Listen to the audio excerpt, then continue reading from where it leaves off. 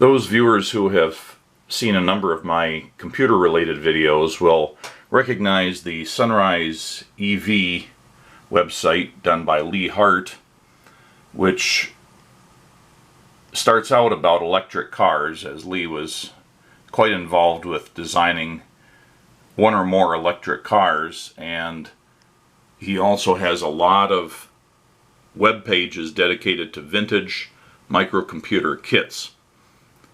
I've already covered, for example, the 1802 membership card, which is basically a Cosmac ELF computer fitting into an Altaid's tin. And there's the face card. I did a video on this. Uses an 1802 processor in an interesting way. There's an ELF clock and a regular ELF computer, and there's the Z80 membership card, which I did a video on, and there we are.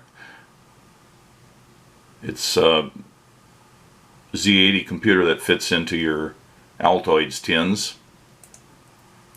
And let's see, there's the 6502 name badge, which I did a video on.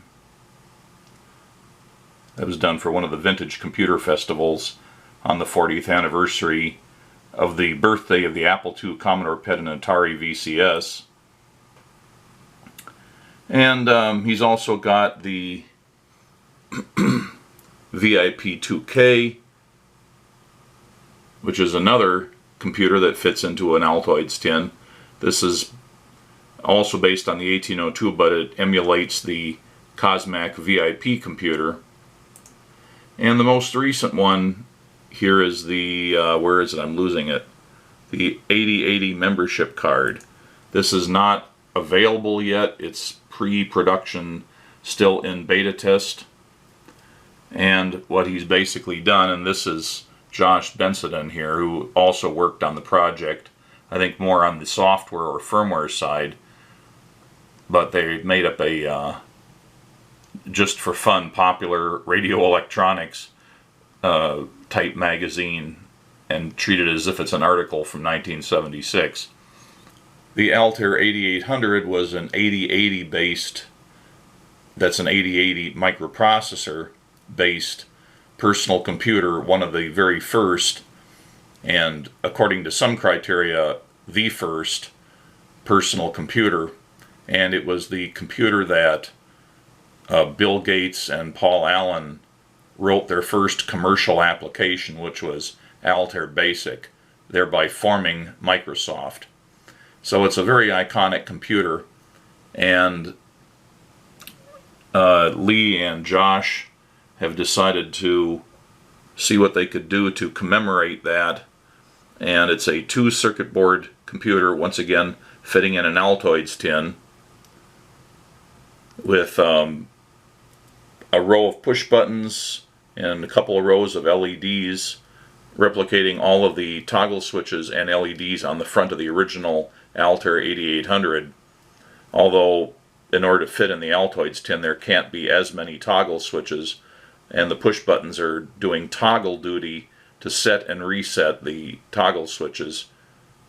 And they're also, the same group of 8 switches is being used for data and high address and low address.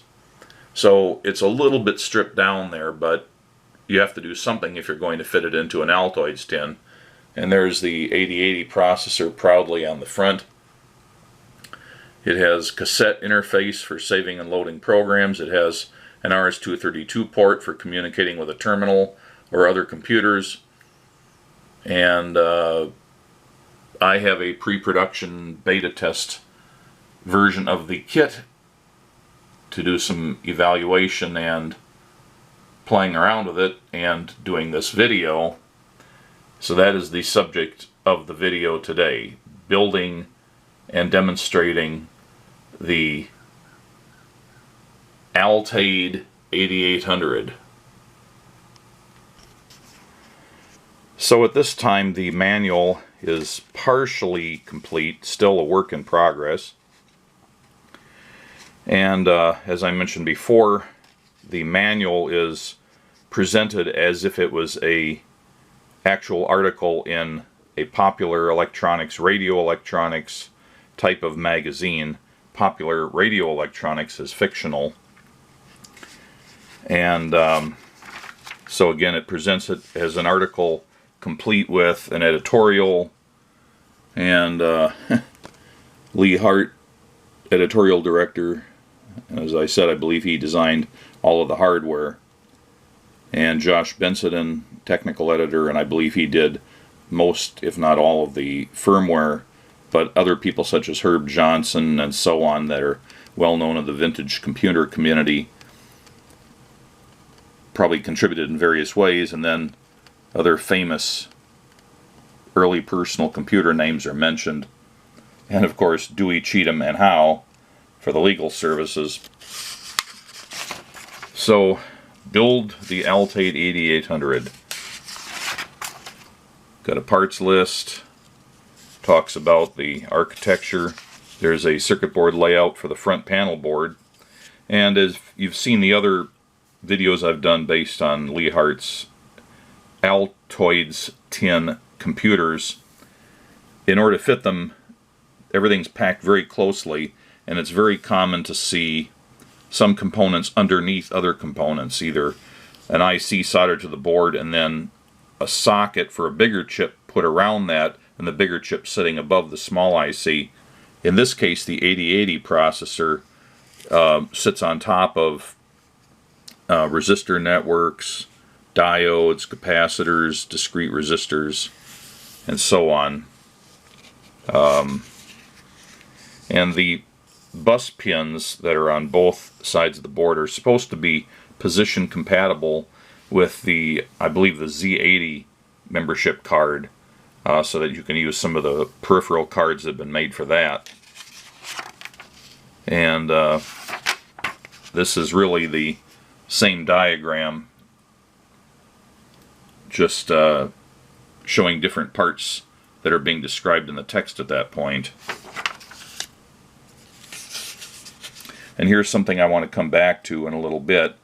The LED arrangement is up to the builder, so I'm going to mention that in a little bit. Here's the other circuit board, which has all of the memory, the RAM and the ROM, the cassette interface, other stuff on there, including the serial port connections, and various support glue logic. And I forgot to mention that the power supply is also on this front board. Way over here, jammed in the corner, is a small switching regulator. The 8080 microprocessor required, as I recall, 3 different voltages to run.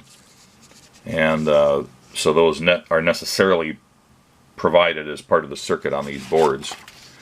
And then there's a couple pages of electrical schematic,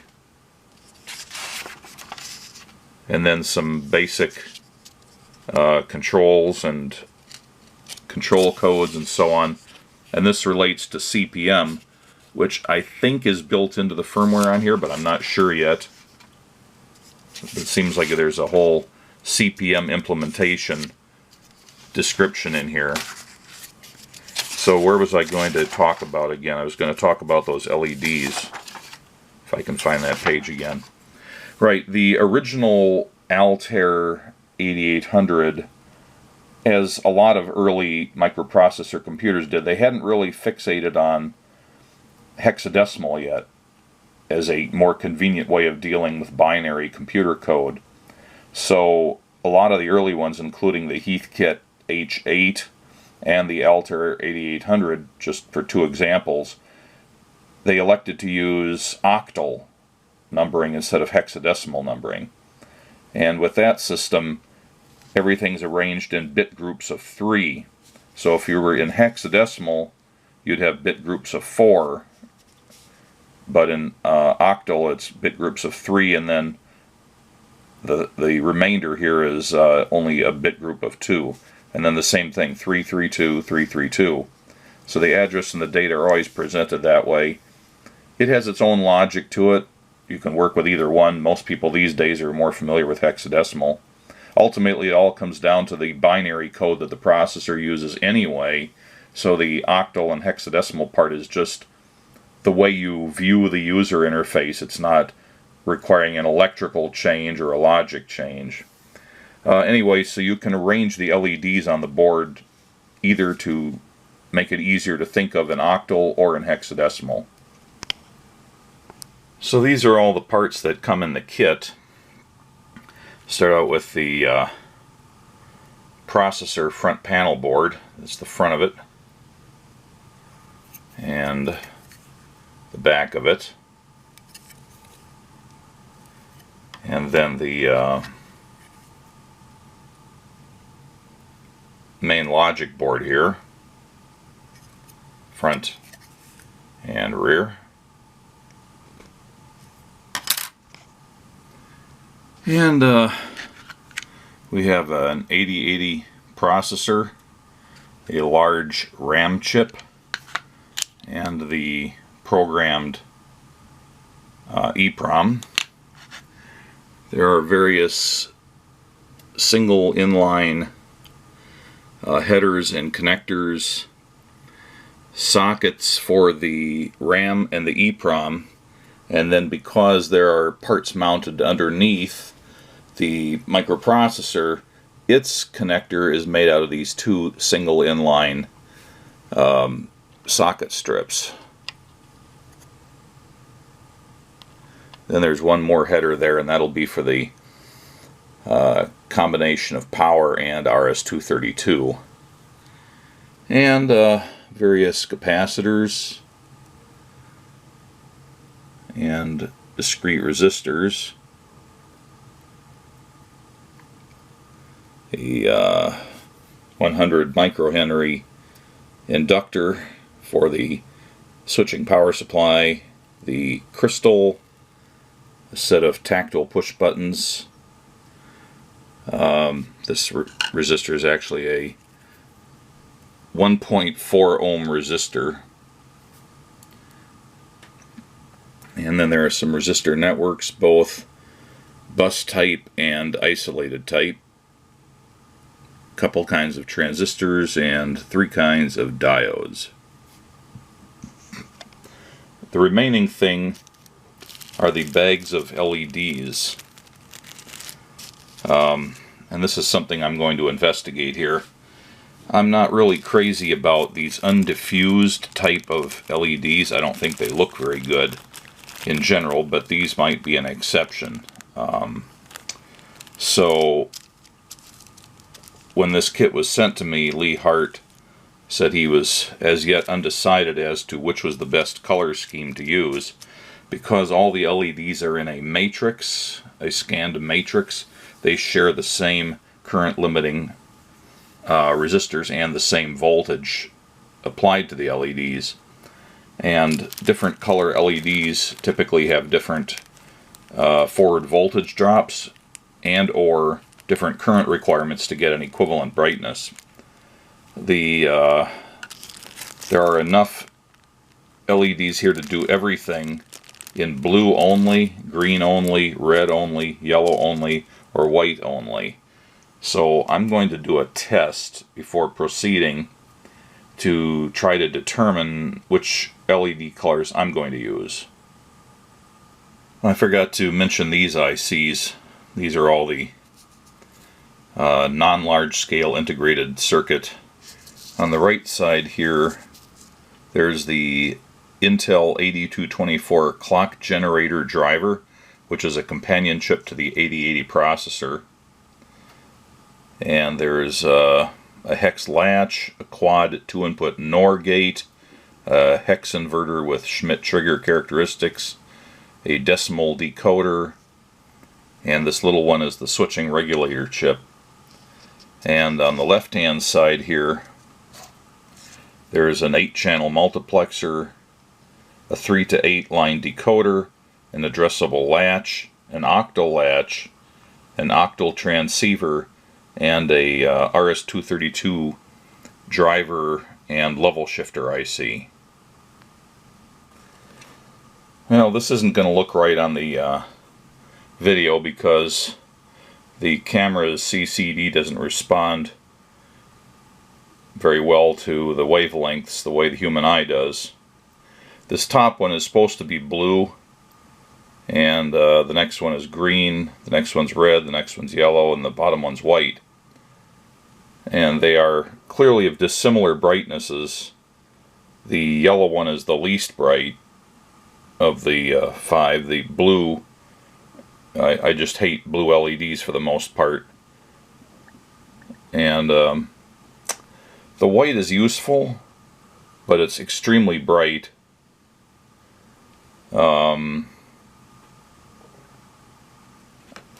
And the other thing is that these LEDs look a lot better from the side. They're undiffused, so all you see is the point source of the LED, and it's not diffused over the entire shape.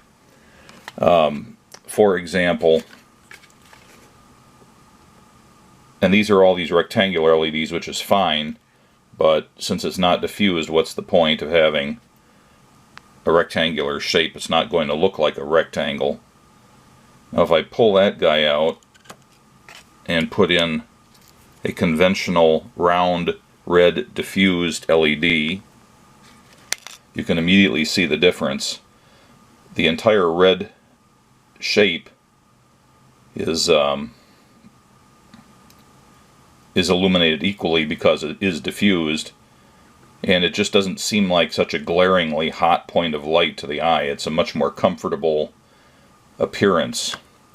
So I'm inclined to not use any of the LEDs that were sent as part of the kit, unless they won't fit if they're round. So I have to do a test on the circuit board. They may be packed so closely that they have to be rectangular, in which case I'm going to investigate diffused rectangular LEDs. And it's pretty clear that the regular round diffused LEDs will fit the circuit board spacing. There's really no reason to use these rectangular ones that I can see. So I think I need to go shopping. Alright, I'm putting away these square, undiffused, point source kind of LEDs that came with the kit. I've got my LEDs that I ordered from DigiKey.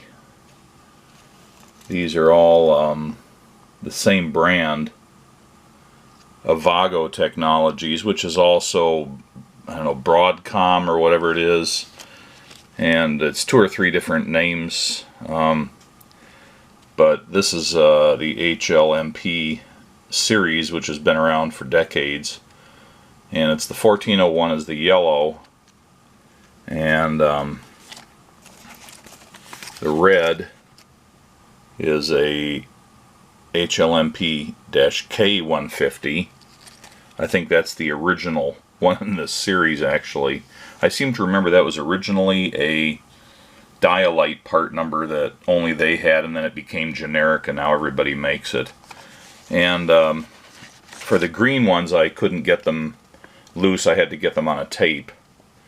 And so that makes it the 1503, and then the -C0002, I think, is what gets you the tape. But they're all the same series. They have nearly identical millicandela brightnesses for the same amount of current.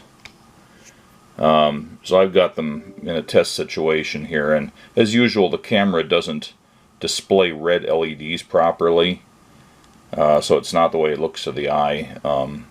The red does, to my eye, look slightly brighter than the green and the yellow, and indeed it does have a slightly higher candela rating, but it's, you know, like instead of 2.0 it's 2.1 or something. But to my eye it seems slightly brighter than that, but not enough to be a problem. They are nicely diffused. The green is a very nice green. It, again, probably doesn't show up that way on the video. The yellow is a perfectly solid yellow. It's not faint looking or washed out like some of the old yellow LEDs used to be. So I think this will be fine. I'm going to use the green and the reds for in alternating sets for the data and the address, and then the yellow is going to be for the mode LEDs. And that's going to be I'm almost certain I'm going to use the octal configuration of the LEDs instead of the hexadecimal configuration, just because that's the way the original Altair 8800 was. It was arranged in octal on the front panel. But I have enough, if I change my mind before assembly, I have enough to go either way. And so I got in an assortment of low-profile screw machine IC sockets. Contrast it with, I'm going to try to do this without getting the camera shadow in the way, but you can see that the pins that go into the circuit board are already the small thickness to go into the holes almost right at the base of the plastic, whereas on a normal one you have this thick area down below the plastic that doesn't go into the circuit board. So if you line that up with the equivalent area on the low profile socket, you can see how much taller it is overall, or how much shorter the low profile one is. So that will help. And for the curious playing along at home, as Dave Jones would say, the 16 position ones are this part number, both manufacturer and DigiKey. The 20 pin ones, I only bought 3 of those. And the 14 pin ones, these are all the same brand.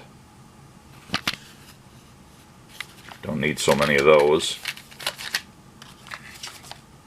And I needed one 8 pin, so that's here. And here's its part number.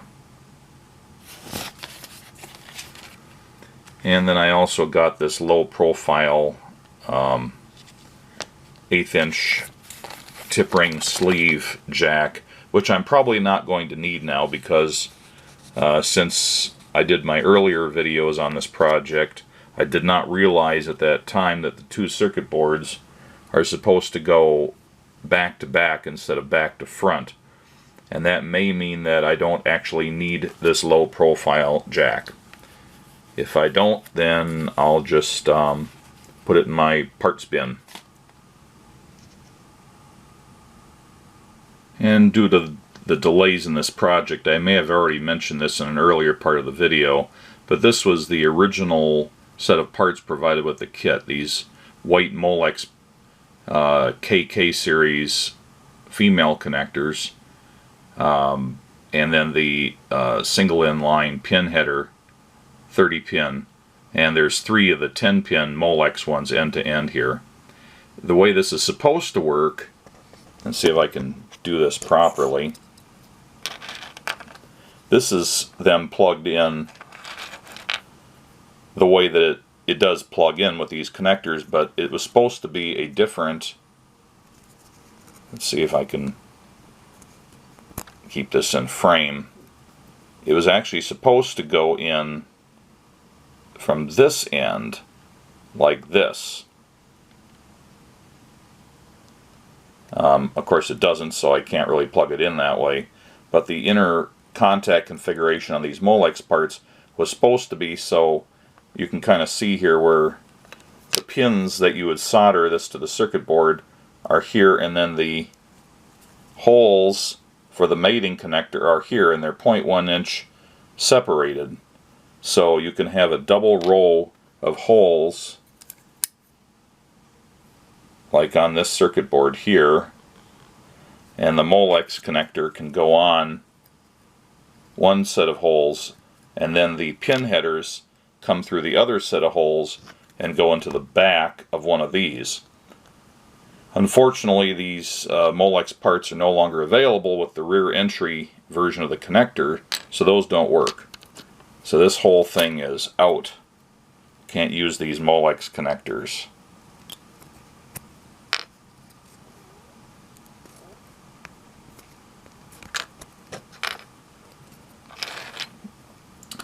What Lee Hart suggested, and I've made a initial trial of it was to buy these Adafruit stacking connectors or stacking headers intended for Arduino shields, and you can buy these kits readily from all sorts of places. I bought these on Amazon. It's a little kit of parts, different size headers, but they're all the same type. They're just different lengths. And then there's this one dual inline, which is useless to us, but it's only one part of the kit. You push that aside and you've got these other parts, and there's more than enough there in one of these packages to make a 30-pin connector. So 2 packages gets you enough for this Altaid kit. These were, I don't know, just about $4 or $5 or something, maybe not even that much for one of these, so it was pretty minimal cost. And the trial here is to, hopefully this will show up.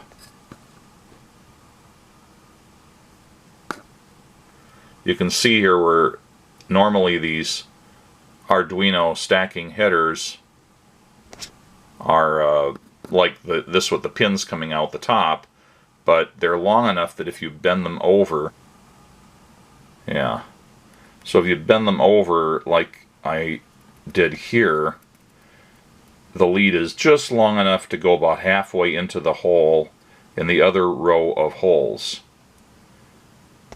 and thereby it essentially does the same thing as the Molex connector.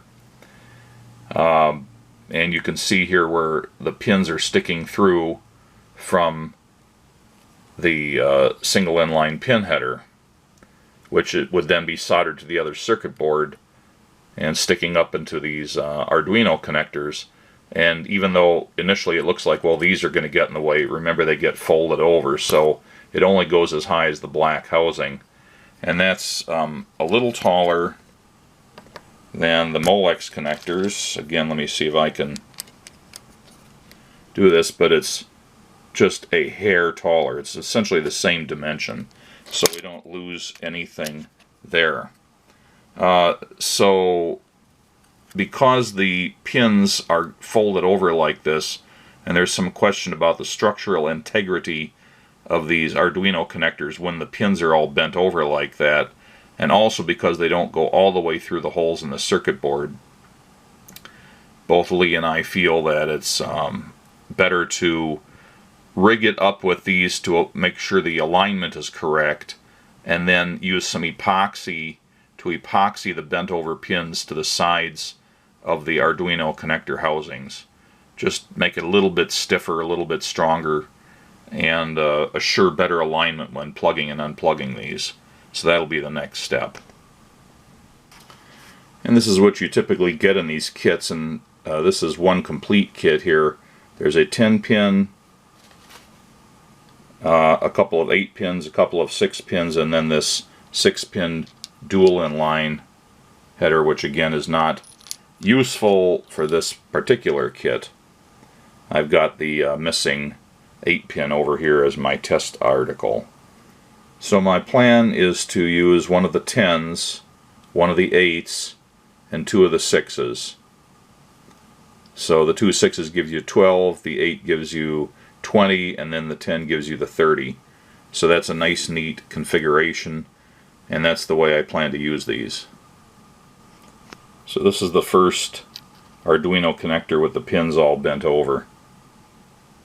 That's as close as I can get them to bend over. Just the metal's too springy, and actually if you try rubbing it, you know, with pliers or something, it actually makes them bow out more. So that's actually not a big problem, because the spacing ends up being such that to get the 0.1 between the pins and the holes, the leads need to be a little bit sprung out from the case or the housing anyway. But again, to make sure the alignment is proper, we're going to use the pin headers through the circuit boards to make sure that when the epoxy dries that it is the proper spacing for real. So instead of bending the pins over individually, I tried just laying the connector on the table and slowly rolling it over to bend all the pins at once. That's obviously more stressful on the case, but it seemed to tolerate it well enough. And I think I get a little bit more spring when I do that. I'm going to have to try pushing them down with the pliers a little bit. Yeah, so all I did was I laid the closed tip of my needle nose pliers right on, let's see, it's not going to be quite the way I really do it because I'm holding the camera with one hand, but I just put it right on the very edge of the housing, and then just rolled it about a quarter turn in that direction to roll the metal pin into a slightly squarer shape where it goes around the corner of the housing. And that's definitely better than bending the pins one at a time.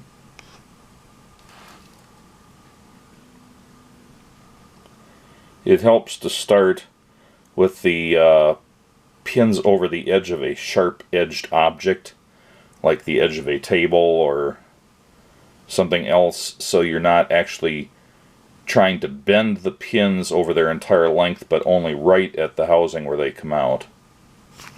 Okay, all the Arduino connectors have been prepared. I'm starting the process by putting in the male pin headers into the upper or CPU circuit board. And they go in on the bottom side of the board. All the components go on the other side. And now I've stuck the long ends of the pins through the outer set of holes on the lower board. And again, these boards go back to back, so all the components on the bottom or memory I/O board are facing away from the components on the CPU board, and you only have the separation between the boards of the thickness of the pin header housing. Now with that in place, I start by sticking the Arduino connector down on top of the pins. And if I turn it around here, you can probably see that the pins that are bent over do not go into the circuit board yet. But when I push it down, and I'm going to have to use one hand to steer the pins into the holes as I push the connector down. So, okay, I got them all in there. Takes a little fiddling because they're all the same length, and they're never going to be absolutely straight in either axis, so you kind of have to massage them to the point where they drop into their holes. But you can see here where the Arduino connectors straight up and down, and the pins even going at their slight angle, are appropriate to go into the adjacent set of holes. Well, making things even more fun, these connectors aren't set up to be used end to end. You can probably see there that two connectors end to end, their interpin or intrapin spacing is slightly greater than it would be normally. So it's really necessary to sand the housings down ever so slightly to get these to fit in properly. I'm using my strip sander to take these down. It could really just be rubbed around on a piece of sandpaper laying on a tabletop too, but the trick is with this you can take off way too much way too quickly, so you have to really be gentle with it. Okay, I've got them all fitted in there. All the pins went in, and they seem to be in pretty much straight up and down alignment. So I think the trick here is to solder all the pins on these headers, not these yet, and then epoxy them, and then it should be safe to take the whole assembly apart for further assembly of the circuit boards. An extra note on that sometimes when you're pushing these down, these connectors down, some of the pins will appear to go in the holes, but they haven't actually. What's happened is the pins and the connectors are pushed into the housings from this side, and sometimes if there's enough pressure put on there, the connectors themselves will start coming out of the housings rather than the pins going down into the holes. And you have to really look for that. And I actually went through with a jeweler's screwdriver and pushed every one of them back down and eyeballed it very carefully to make sure they were all in there fully. I just cut up a little block of wood here to use as a support for the circuit board during the soldering of these headers. And that's just to fit in between the rows of pins there so that the board isn't actually sitting on those pins and pushing up while I'm trying to solder. I just soldered the end pins of each Arduino connector section to double check before soldering all the other pins, and looks good. Alright, looking through my magnifying lamp, I've got all my pins soldered.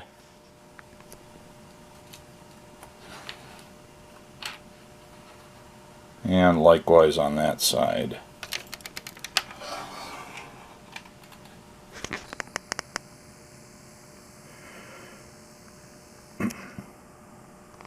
Now for the Epoxy Inge. So I've decided to use this Loctite 5-minute epoxy with the narrow mixing nozzle. And it comes with 2 nozzles. I'm going to apply it along the top here, and I figured using the mixing nozzle would be a lot neater than just mixing it from the separate bottles I usually use when I need epoxy. It'll apply in a neater way. I'm pretty much prepared to cover this whole area with epoxy, although I don't really want to get it all the way down on the connectors, so I'm going to prop it in a way where it's level and it won't tend to run. You can see that it's flattened out there to cover most of the connector, and it'll probably flatten out a bit more. I really didn't want it to go all the way to the circuit board, but that looks like it's inevitable. If by some chance it does go down and block the other holes, I'll have to drill those out. And then after a few minutes, the epoxy on one side's dry enough to flip it over and do the other side. Okay, I'm going to start with the CPU board. First, all the capacitors are soldered. And then the diodes and the crystal. Then 3 out of the 4 resistor networks. I'm not putting in R1 down here by my thumb yet, because that's the resistor network that determines the LED current for all the LEDs, and I'm not actually sure yet which one I'm going to use. I bought a couple of different networks of somewhat different values than the ones provided with the kit, and I'm going to try those out once everything else is assembled to see which value works the best. And then the discrete resistors and the inductor. And now the previously soldered and glued memory I/O board is used to keep the pin headers on the CPU board in alignment for soldering. Okay, so now those pin headers are soldered to the board. And then all the tactile switches. And all the LEDs are soldered on. And the socket strips for the CPU are soldered on. And then all the other IC sockets. Now, because I didn't use the thin rectangular LEDs and used the round ones, they're ever so slightly wider, and these parts are packed in so tightly that the row of IC sockets along here that are in between 2 sets of LEDs, I needed to sand those off ever so slightly to get them to fit in between the LEDs, and then they just barely fit, but that wasn't a big deal. And then all the ICs are plugged in. Now for some voltage checks to make sure that the multi-voltage switching regulator works properly. So we're getting 5 volts where we should be. Minus 5 volts. And 12 volts, well, it's 13 or something. That's good. Alright, as preliminary testing continued on the CPU board, just to make sure most of the circuitry and the LEDs and switches and their driver scanning chips are working. For this stage, pretty much have to go through the schematic here and, pardon my cluster here.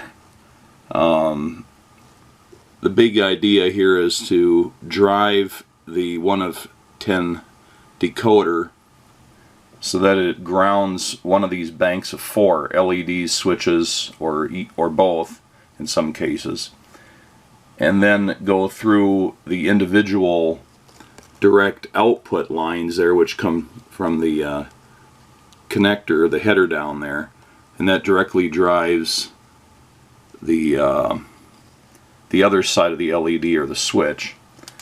So we're basically testing everything out that way. Now to that end, I have these 3 lines which control the 1 of 10, and we're only using 3 of the 4 because we don't need everything. The other one, input D, is grounded on the circuit board. The other 3 lines are brought out with test clips to my little breadboard here, where I can just move a jumper easily and connect any 1 or 2 or 3 of those lines to ground. And then they also have pull-ups. Now the pull-ups are not mentioned in the instructions, but I found that it was pretty twitchy. Sometimes this chip over here, this is the 1 of 10 decoder, would register. Sometimes it was seeing the inputs as indeterminate values and it wouldn't turn any outputs on. So I put in the pull-up resistors here, 3 of them, and then that fixed that problem. So what we get here is that it's driven off of the, oops, I just lost it. Let me reconnect. There's a tenuous connection between these test clips and the tops of these pin headers. Alright, so right now it puts this 1 LED, and that's the so-called run LED. And by pushing the reset button here, which is controlling the signal on this yellow line, I should be able to force the appropriate output here to drive that LED. So I'm basically powering it through the reset line, and then it returns to ground through the chip here. And it takes 2 seconds before pushing this button results in this line here switching from a 1 to a 0. Okay, that LED goes out. So that part of the signal is working. And now if I switch over to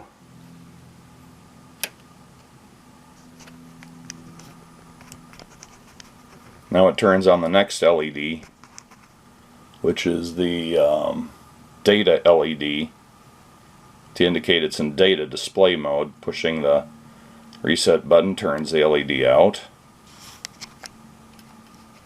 And if I move to the next one here,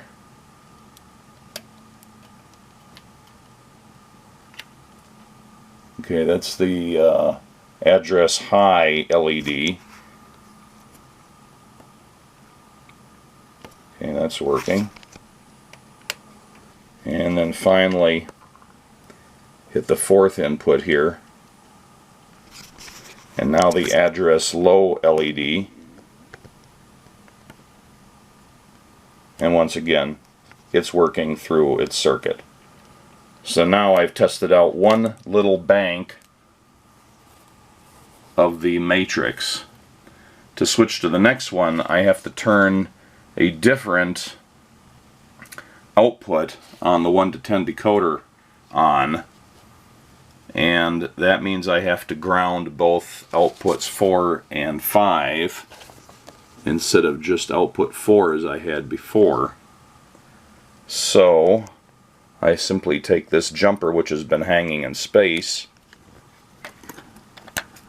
Okay, with both of those lines jumpered here, I should be able to see a low, high, high, or let's see what pattern I have.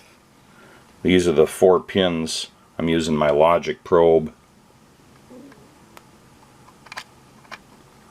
This guy should always be low, and it is. That one's high. That one's low.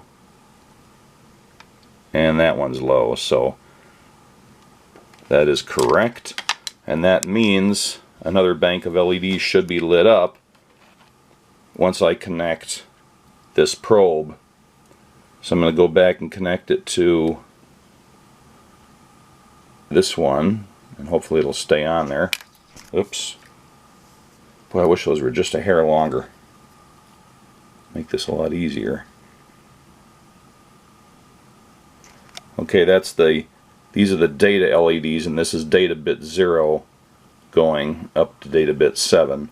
The address LEDs are up here, by the way. So, pushing the reset button, well, that happened because the lead fell off the pin.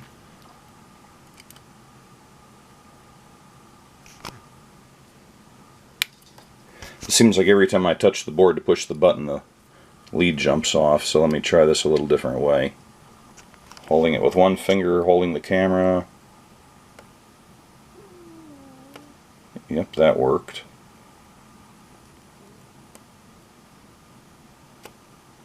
Yep, that worked. Now moving to the next.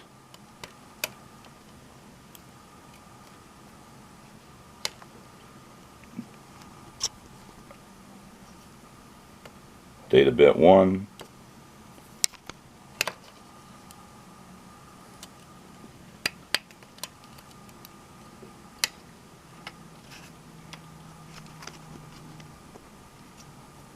Data bit 2.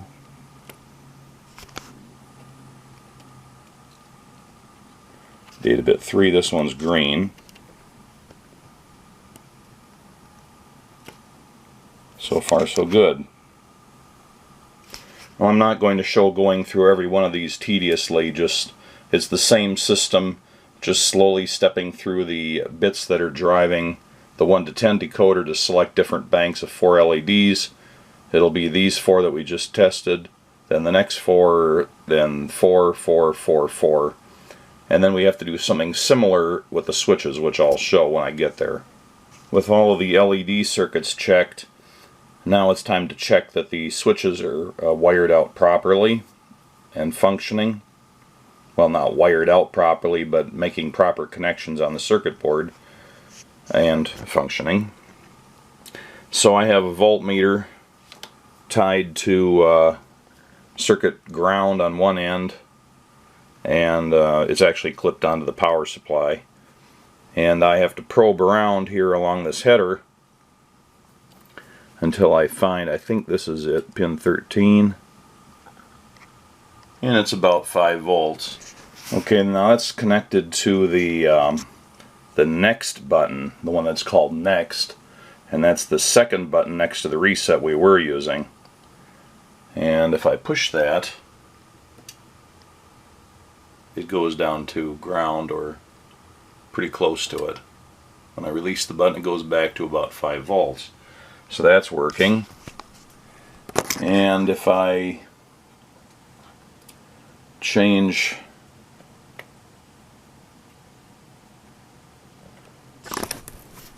I move one pin over here on the header and then try the mode switch. That's this one here.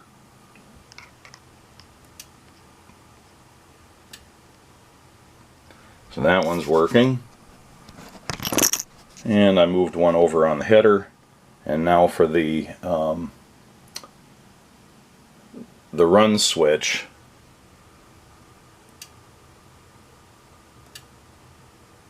So that's working. Now I have to do likewise for these other switches, and that it'll entail changing the inputs to the 1 to 10 decoder like we did with the LEDs to switch to a different bank. So there's a bank for these 4 and another bank for these 4, but I'm not going to show all of that. Next thing to do is get the scope set up and probe the special support chip, the 8224, that is always needed to support the 8080 processor. It provides various different clock and sync signals. You know, most later processors that came along had all that put into the microprocessor, but on the 8080 it needed to be a separate chip. And this is the one the crystal's connected to, and I need to look at pin 6.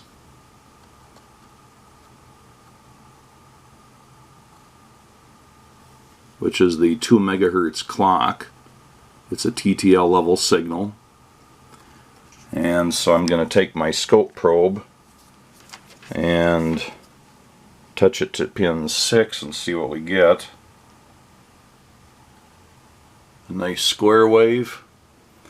And it's 1, 2.5 divisions. The scope is on the 0.2 microsecond per division, which 0.2 times 2.5 divisions is 0.5 microseconds, and if you take the reciprocal of that you get 2 megahertz, so it's spot on. So that's working. And I really should check to make sure it's 5 volts as well. Let's, I have to take my hand off here for a moment. Alright, I just re-zeroed the vertical scale. I'm going to expand it also a little bit here. There we go. So it's now 2 volts per division. And it's a little low. It's only giving me about 4 volts here. It should be 5 volts, but I don't know that it really needs to be full 5 volts. And then pin 10 I should get a 0 to 12 volt signal. So I need to change my 0 down a bit lower. Okay, I move my 0 here. Now I have to look at pin 10 and I should get the phase 2 signal. So 8, 9, 10. Here we go. So what is that? 1, 2, 3, 4, 5, 6, 7. Yeah, it's like 14 volts. So it's not precisely 12 volts, but it's in the ballpark. And then pin 11, I should get a similar signal, although same frequency, same voltage, but a different phase and duty cycle. It's all derived from the same thing. So according to the instructions, that means that this board checks out and I can put the processor into it and continue with assembly of the memory I/O board. Alright, there's the completed CPU board with the 8080 plugged in. This is an old 8080 originating from 1980. I don't know if they still make 8080s or not. I haven't checked. There's a lot of old 8-bit processors which for one reason or another are still in some sort of production. Sometimes, as with the 1802, they're still being produced, but only in batches for sale to you know, large industrial or military customers, and it's you know, they do turn up, and they're usually not in short supply because so many have been made, but it can be hard to just go out to a regular electronics distributor and find an 1802 or an 8080 because they're not going to be there. Anyway, I would really like this to look more antiquated, and having this plastic 8080 on there is maybe not going to cut it. I'm thinking of putting on a peel-off label that looks like the front of an old ceramic 8080. I have to think about that. I just did a test here. I downloaded a picture of an old 8080 online and scaled it and tweaked the brightness, printed it out on paper on the color laser. I didn't trim it real well, but I think it'll look okay, maybe. Maybe it'll just look cheesy, who knows. So on the memory I/O board, or the MIO board, all the capacitors are on there. And the diodes. And 2 resistor networks. Then the power and serial connector, and 3 transistors. IC sockets for the Eeprom and RAM chips. All the other IC sockets are in. These are all low profile sockets. The ones I bought from DigiKey and the large ones that came with the kit. As you can see, it looked like it was going to be an emptier board, but just like the CPU board, it's packed. The only main part we haven't put on here yet is the connector for the cassette recorder. Alright, and all ICs are plugged in. Really fills that space between the stacking pin headers there.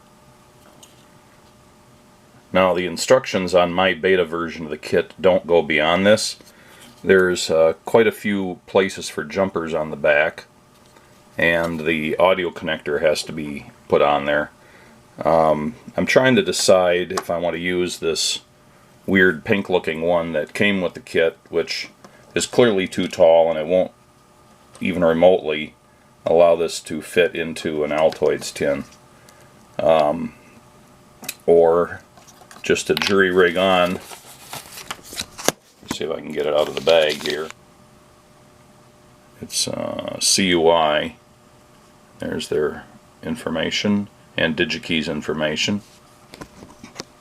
Way smaller. And I was just thinking of setting it on its back in there with a glob of not super glue, but hot melt glue holding it down, and 3 little wires connecting it to the circuit board. I may do it that way. It'll certainly fit better in the tin that way. Okay, this part's going to be done as a narrated slideshow. So here's the low profile socket, and I've identified the holes on the circuit board for the tip, the ring, and the sleeve, and soldered some wire wrap wires on. And then I filed a notch in the corner of the circuit board to allow the wires to pass around to the other side, just like this. And then I used a little bit of hot melt glue to stick the socket upside down on its back on the circuit board. Apply a little more hot melt glue where the wires wrap around through the notch, and then trim and solder the wires to the surface mount tabs, which are on the up-facing side of the connector.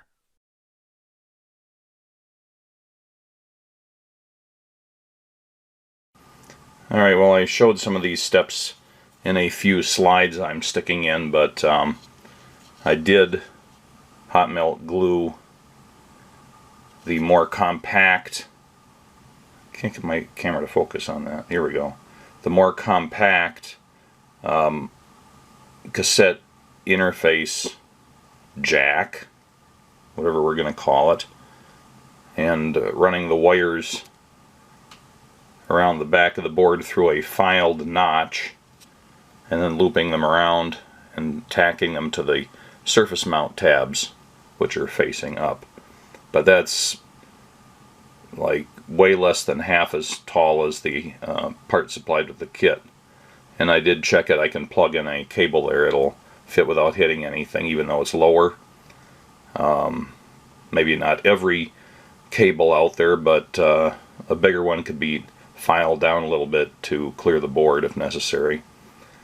And I've got some hot melt tacking the wires into the notch as they go around the corner. The other thing I've been able to do so far is verify against the schematic a lot of these jumpers. They seem to have mostly applicability towards the serial communications, and I think it's so you can have inverted or non-inverted signals, and they are given a factory default, if you will. And I verified with the schematic that the way it's showing as the default is the way that the foil jumpers on the board are configured.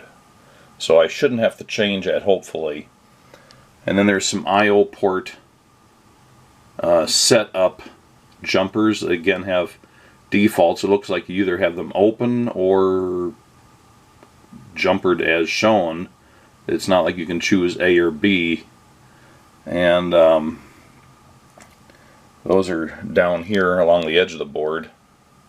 It looks like you can just cut a small piece of foil if you want to interrupt those signals. Don't know why you would. And then the I don't know what these are, the ROM high-low address settings, and I'm just leaving those in their defaults. And those again are down around this area. Now the kit comes with a 512K static RAM chip. That's the maximum size the kit can support. I don't know what it does with all that extra memory. You would think that a 32K chip would have been fine, but maybe those don't even exist anymore. Things like 512s are so common and inexpensively so. Remember when memory used to be expensive? Nobody even thinks about it anymore. And these were not shunt jumpered on the board in spite of the way it looks on the schematic. So I kind of reasoned it out and I said, well, if this is a 500K chip, I suppose I ought to have all of the addresses up through A18 configured, and they are driven off of signals on some of these support chips. So I'm going to fire off a message to Hart saying, hey, I'm putting these jumpers on as shown, but I don't know if it's correct or not. And that's what I've done down here. Just put these little shunt jumpers on there where if it turns out I have to move them, it's easy to move them. There's no foils to cut in this case. You just move the jumper from one pair of pins to the one over. And then finally, there's these rather ambiguous looking W1, 2, and 3 jumpers. And those are all there for selecting the ROM size, but there's no indication how you select the ROM size.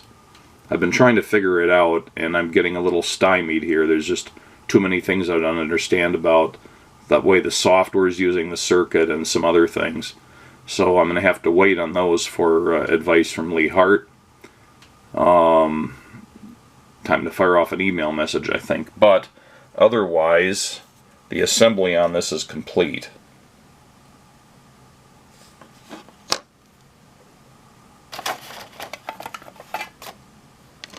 Now, I've already verified it's not going to completely fit into this Altaid's tin. Boy, does it come close. But it looks like with both boards assembled and my low profile audio jack here, it looks like the lid will come down either really tight or so tight that the lid can't completely close. Maybe it'll be a few degrees off of closed instead of fully closed. But definitely this inductor, it just isn't going to make it. It's up just a little bit too high. I don't know if I could drill a hole in the Altaid's cover to make it fit. I don't like that at all. And I think I may, once I get this working otherwise and don't have any other issues with it, I may go out looking for a axial case or axially wound inductor. There's room for it, like right in this space, sitting next to the upper right of the 8080 processor. And if I could get a nice small axial inductor of similar electrical characteristics to the one provided with the kit, I could just put it over here and run, wires no longer than ½ an inch to extend it over to the holes in the circuit board where this one currently goes. I don't think that would screw anything up, but again, I don't want to start messing with that till I've verified that everything else works. Well, I was able to figure out what I believe are the correct jumpers for W1 through W3, and I have implemented that on the circuit board. So hopefully this will work now, but without any further instructions on how it's supposed to work, I'll be left guessing. Okay, there's the sandwich. Nothing's hitting, but you do have to clip everything, including IC sockets, as flush as possible to the board. And it probably wouldn't be a bad idea to slip a piece of paper, cardboard, or in my case I may put a sheet of mylar in there, just to avoid any accidental short circuits between boards. Now it is kind of interesting that this is the memory I/O board, and this is the way this is up. If you do it this way, then the processor board is upside down. So it's not the way you think. You have to look really carefully at the pin header numbering system, JP2, and this is P2, but the other way around. Pin 1 here does match pin 1 here, and the same thing goes for the other connector. So that's got to be correct, but it would be easy to plug this in upside down if not looking carefully. And I did make a new label for my 8080. It fits a little better than the first one I made. It still isn't real convincing as an old 8080, but oh well. And I don't know how hot the 8080 gets when it runs. It may get hot enough to damage my adhesive, and this label may just fall right off. And this is about as close as the Altaid's tin is going to get. And that's because the 8080 sits up too high. It would probably close over all the other parts just barely. But with the 8080 sitting up that high, it's definitely not going to close all the way, and the inductor certainly kills it. Plus right now it's probably shorting out all those pin headers to the bottom of the tin. And adding an insulator for that would make it even worse. Of course, there's no way to get power to this when it's in the tin anyway, so it's sort of moot as to whether it hits the tin. But it would have been nice if the tin would have closed around it when it's not connected to anything. Okay, it's the moment of truth. I'd like to prop this up on something. Maybe this wood block I made for the other step would work. That's a little better. So I've got it wired up to my bench supply, and I'm going to make sure it's set to 5 volts. It's supposed to take up to ½ an amp to run, so I've got it set to 500 milliamps current limit. We'll see what happens.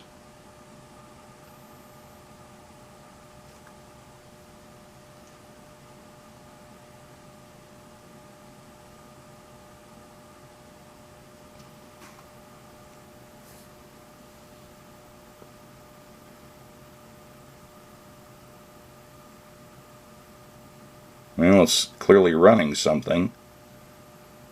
The LEDs are slightly flickering, but that's because it's clearly reading a running program. The address LEDs are reflecting the changes in the address. So they're pulsing or flickering. I don't think that has anything to do with the scan rate. It's just the fact that they're actually having those bits turn on and off. And the data bits are clearly going through some sort of counting sequence.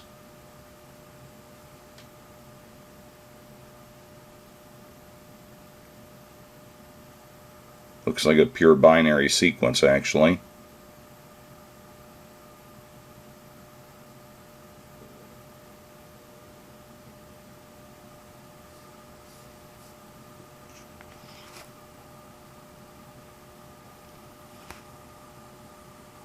It's almost done. What's going to happen when it finishes? Does it just roll over, or does it do something else?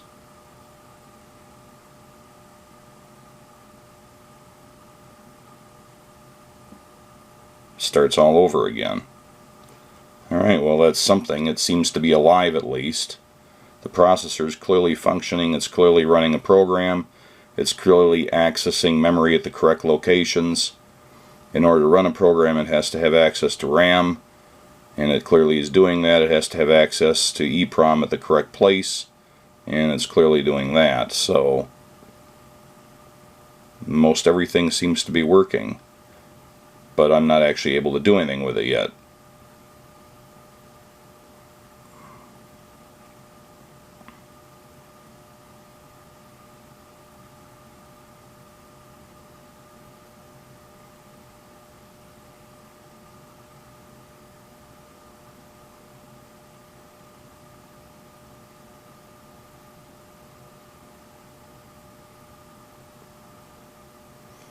It'd be nice to have a memory map of this computer so I know which areas are safe to play with. I mean, I know I can't overwrite the Eeprom, but a memory map would be very useful. So at this stage, I think I've completed my beta testing of the assembly and the manual. I've sent feedback to Lee Hart, and I'm just waiting for replies now and further instructions to see what happens next in this process.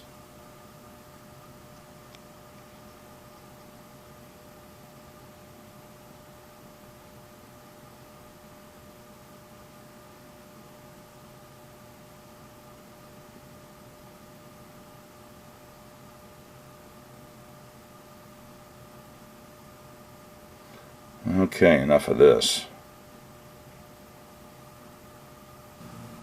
Okay, so I'm attempting to improve the height or reduce the height of the components on the CPU board in the switching power regulator circuit. I have desoldered 3 capacitors and the inductor.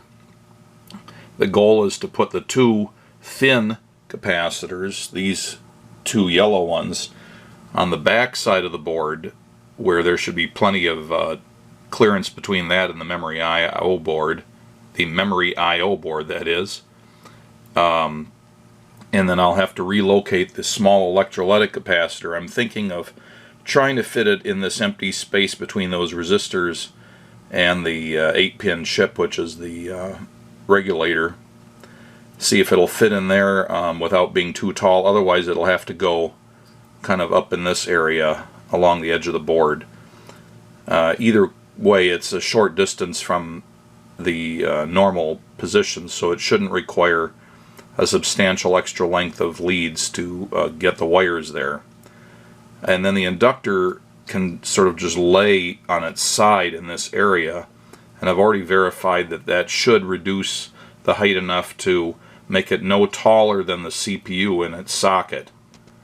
But since I've desoldered these, especially the 2 small capacitors, I want to make sure they haven't been damaged in the process.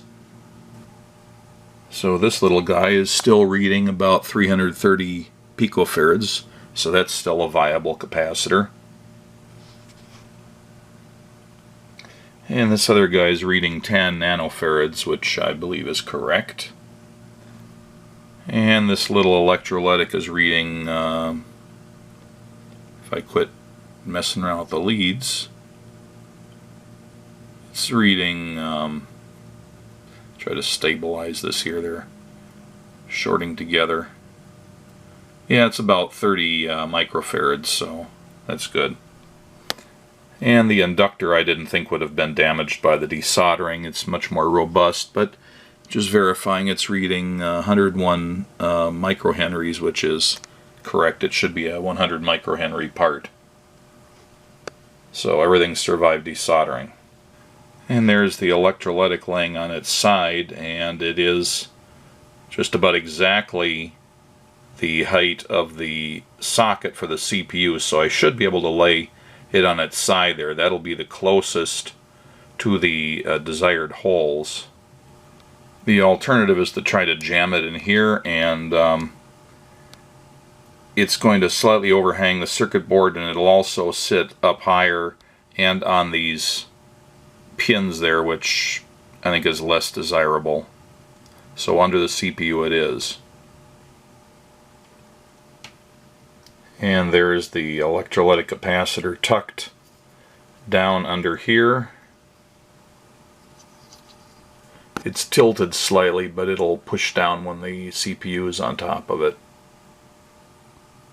So there are the two small ceramic capacitors laid flat with tiny little slips of mylar jammed between them, and the circuit board foils and pads so there's no accidental shorting, hopefully. And so I've got the inductor sitting on its side here. I was concerned that the dielectric of the wire wrap wire I was going to use to connect the inductor might not be sufficient, so I'm using this 22 gauge solid wire, and I actually ran one of them under the board and then filed a slight notch in the corner so it can wrap around. And then because the inductors, I don't think this is focusing very well, let's see, the other wire just goes up the side there, and I've got them tacked on for the moment because I'm not sure this is going to work. I have to verify the circuit functionality before I go any further.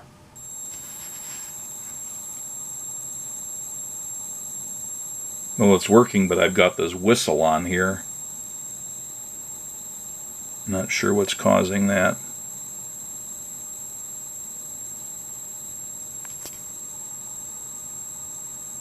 It didn't do that when only the CPU board was powered up. But it is running. Well, in spite of this whistling, I'm not even sure how to get this out of monitor run mode. I can try pushing the run button and it turns on the run LED and it stays on. Okay, I pushed reset and it seems to be back to the races.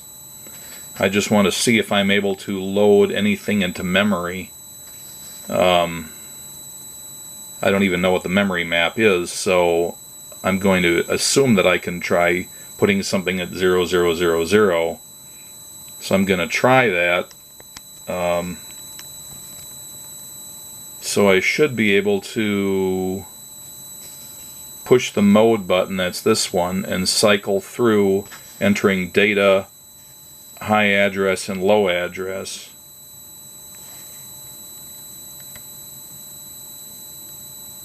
But it does say it's running, so I don't know. It doesn't do anything when it's running. So what happens if I push mode? Now it's giving me the high address, and I could toggle all of those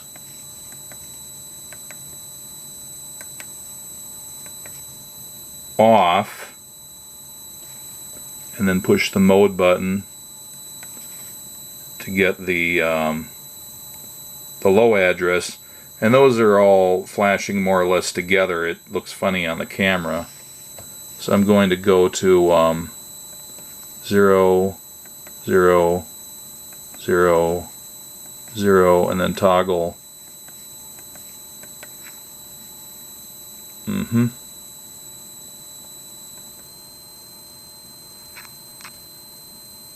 Well, that caused it to reset apparently.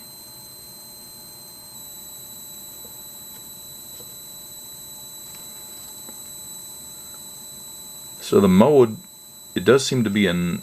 oh,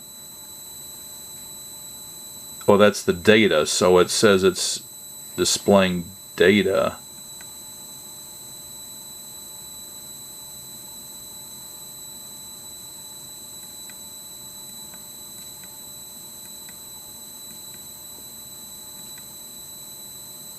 That's high address, that's low address, and that's data, but it's not representing that with these LEDs here, and I think it should be. And now it's back to normal, it looks like.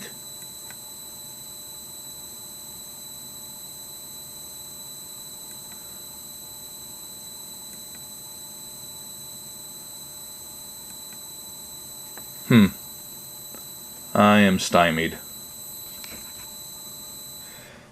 Well, I thought it might just allow me to barely get the lid sort of closed, but the CPU still sticks up too high, and there's nothing I can do about that. So it's one of those things that's hard to visualize until you actually do it. But it just isn't going to go in there with the lid closed. Worth a try. I suppose I'll be returning this to its normal configuration on the power supply.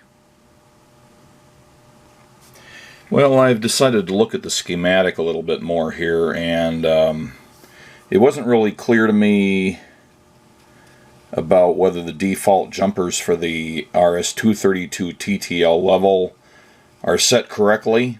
The R on here means RS-232 inversions, since a negative means a 1 and positive means a 0, as I recall. And the T's on here mean TTL level and not inverted.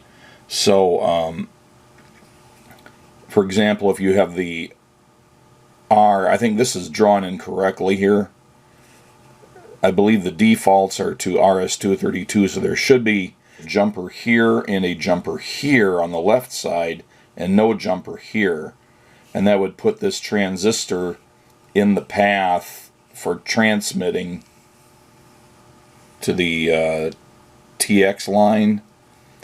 And then if I cut that jumper here and cut that jumper here and put one where it shows T, then I get an uninverted signal on the transmit. And likewise for the receive line, that by default it goes through this jumper, through this inverter, through here, and then into the logic. And if I'm using the SparkFun USB to serial cable, it's doing it the TTL way, so I probably have an issue with this.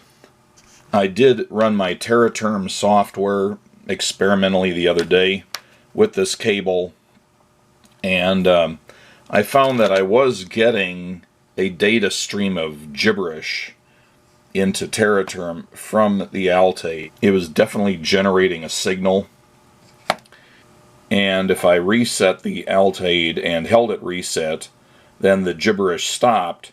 If I released the reset, the gibberish resumed, which indicated that the gibberish was being generated from here when the processor was running. So, I need to pry these boards apart again and take a look at what the serial jumpers are actually set to and modify them for TTL if necessary. And sure enough, the W12 and W13 jumpers are set to the R's, which means it's set up for the RS-232 inverted levels. So I need to cut 4 places, little tiny foils, and put in 2 jumpers. Okay, foils cut and 2 new jumpers put in the TTL positions. Okay, it's plugged in with the cable to my computer. It's being powered from the computer, and it's running its little demo program. I need to go into TerraTerm here and select serial. Tell it I'm using the USB serial port at COM3. Do OK. And let's see, setup, serial port.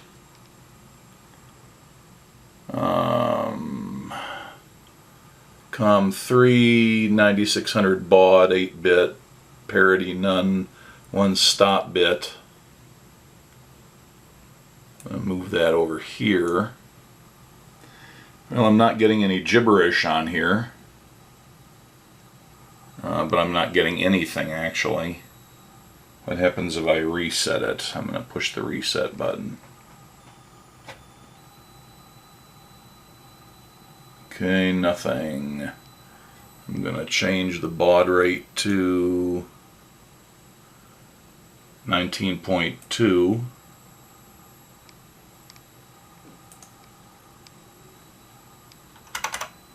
Whoops, got something there. It looks like garbage. Let me change the serial port baud rate again. I'd heard that it might be defaulting to 38.4K baud. 38.4. Well, that's something different. At least it's not sending spastic garbage out. Let's try doing another reset. Okay, well, it's different.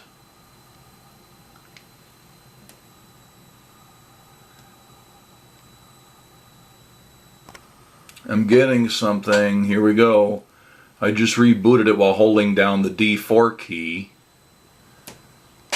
which is supposed to make it boot to 9600, but TerraTerm says it's set up for 38400. That's kind of weird. What if I take it back to 9600? That's garbage. Let's see if I go back to serial port and go back to 38400. Okay, now I get legitimate stuff here. I got a menu. Hot diggity dog, huh?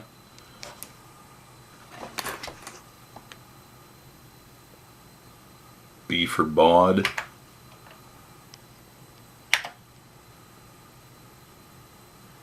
C for CPM.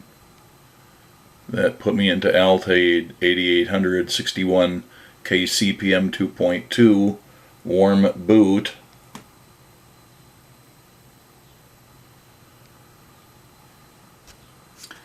So CPM is in control when I get the A prompt. I'm not getting good results with my camera in this screen.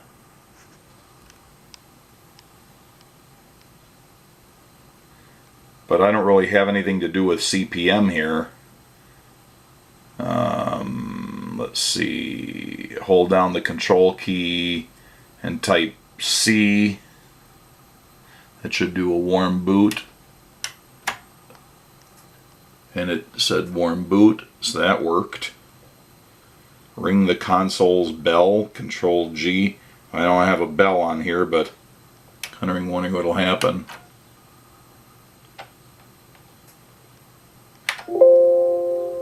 Huh, it worked. Let's see, Control G again.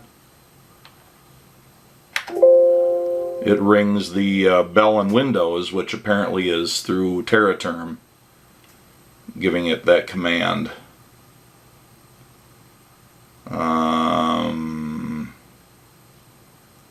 Control M.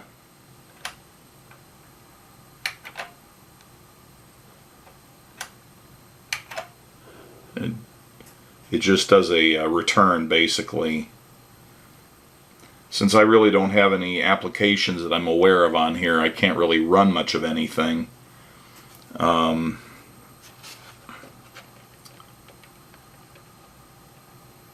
What if I type in dump?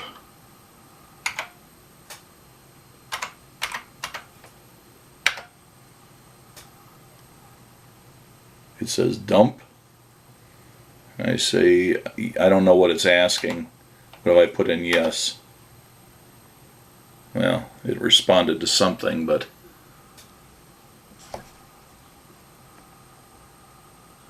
I would say CPM is alive and working on the Altaid 8800.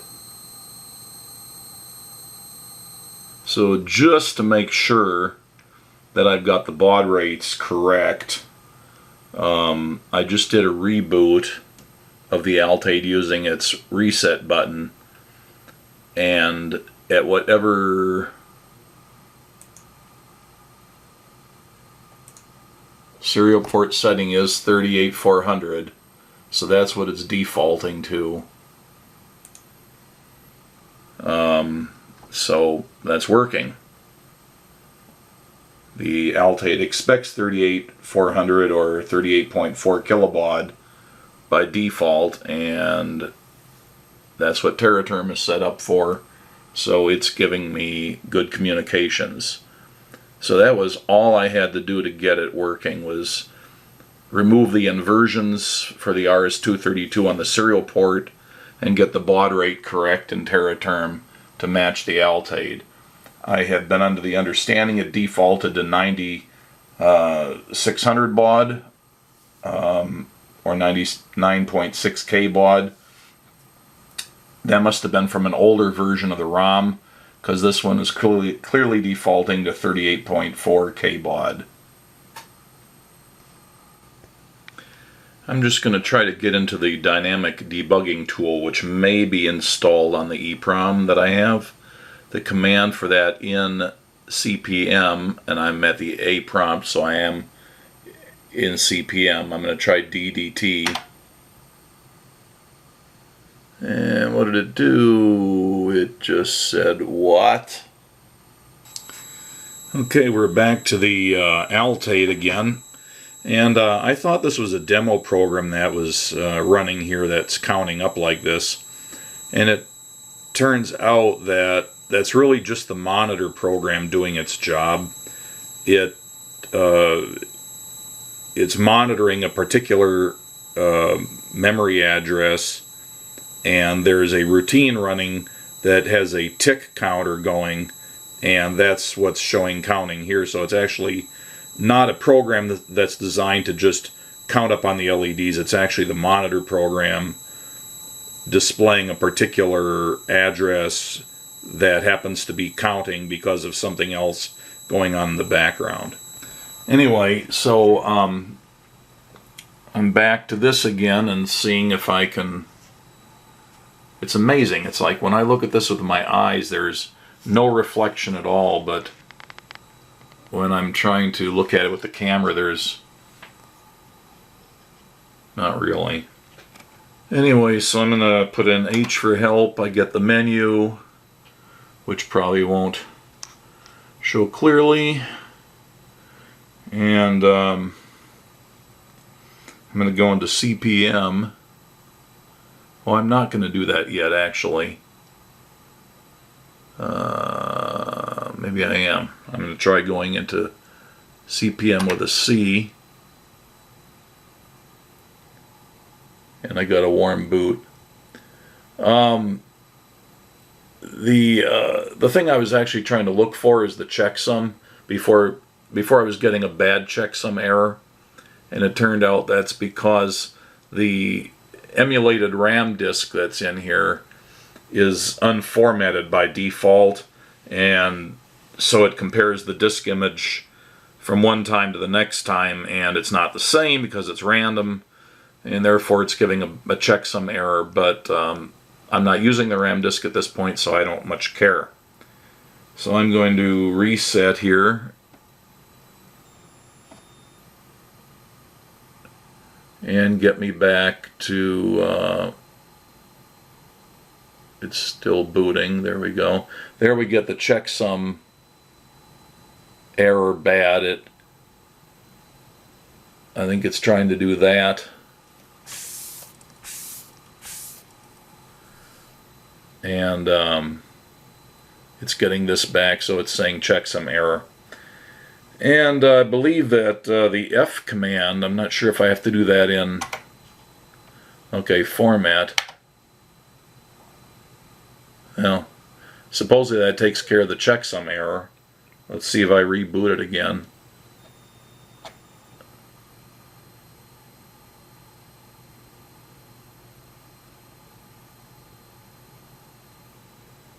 Yeah, it still says it's bad. There's obviously something I don't understand there, but we're still, let's see, we don't have the Eeprom, so we're not in CPM, we're still in the monitor. So there's some commands I can try. I didn't have a list of them before, but I got an email from the software developer for the Altaid, the firmware developer, if you will. And one of the commands is D, which it says dump there, but I didn't know how to use it. So if I type in D down here, and then a space, I should type in two addresses. So I'm going to put in 0000 hex space. Oh, let's go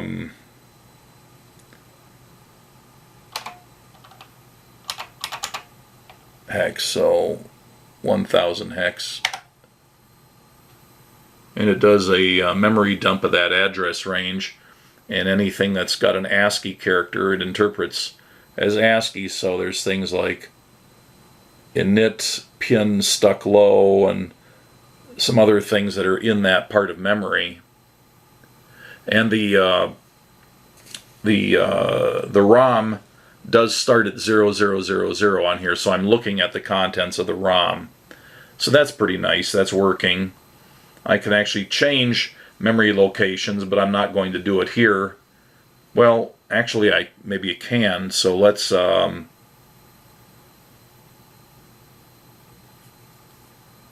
another data dump. Oh, there's more to it. It was intelligent enough to not overfill the screen.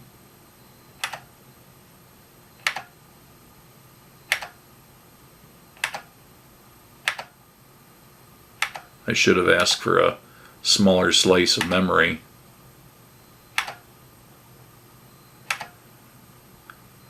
We're almost there.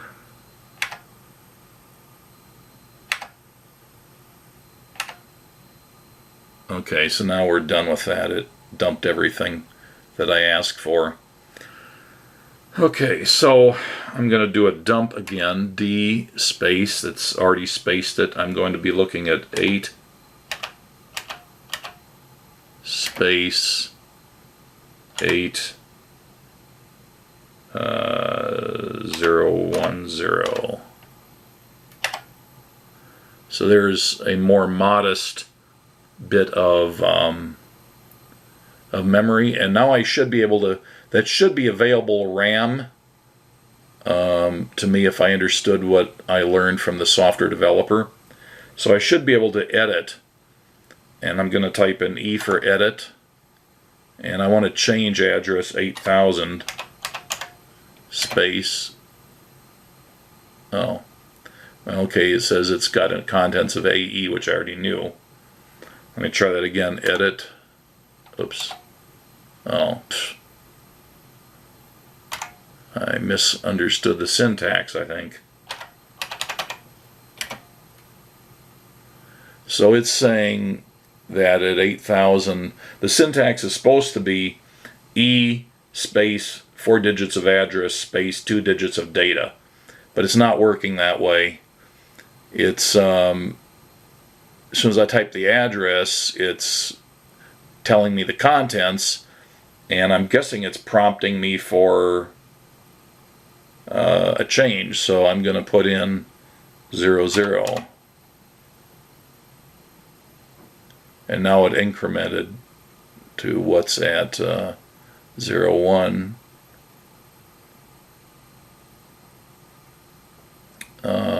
So I guess it's assuming I'm going to be entering a program here. 01. It's like it's getting what I type and then it's parroting it back to me. I guess that's a confirmation.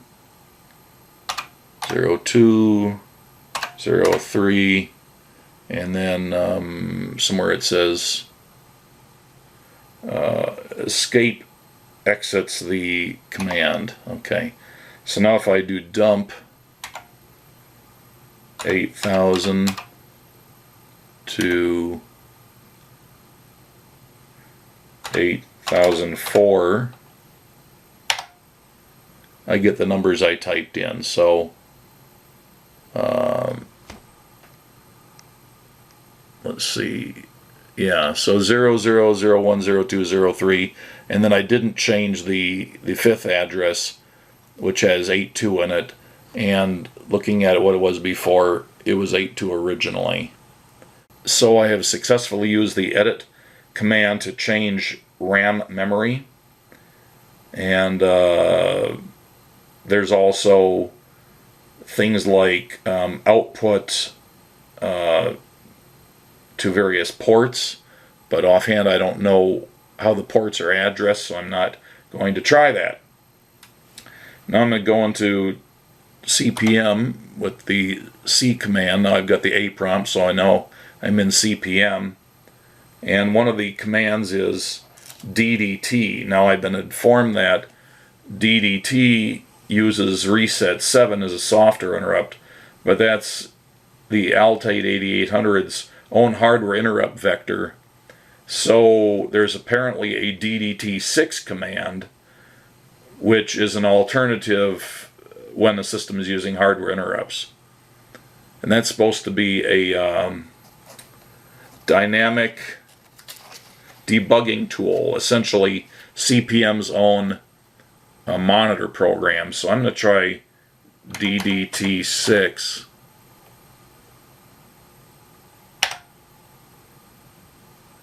And it says, what? So that didn't work.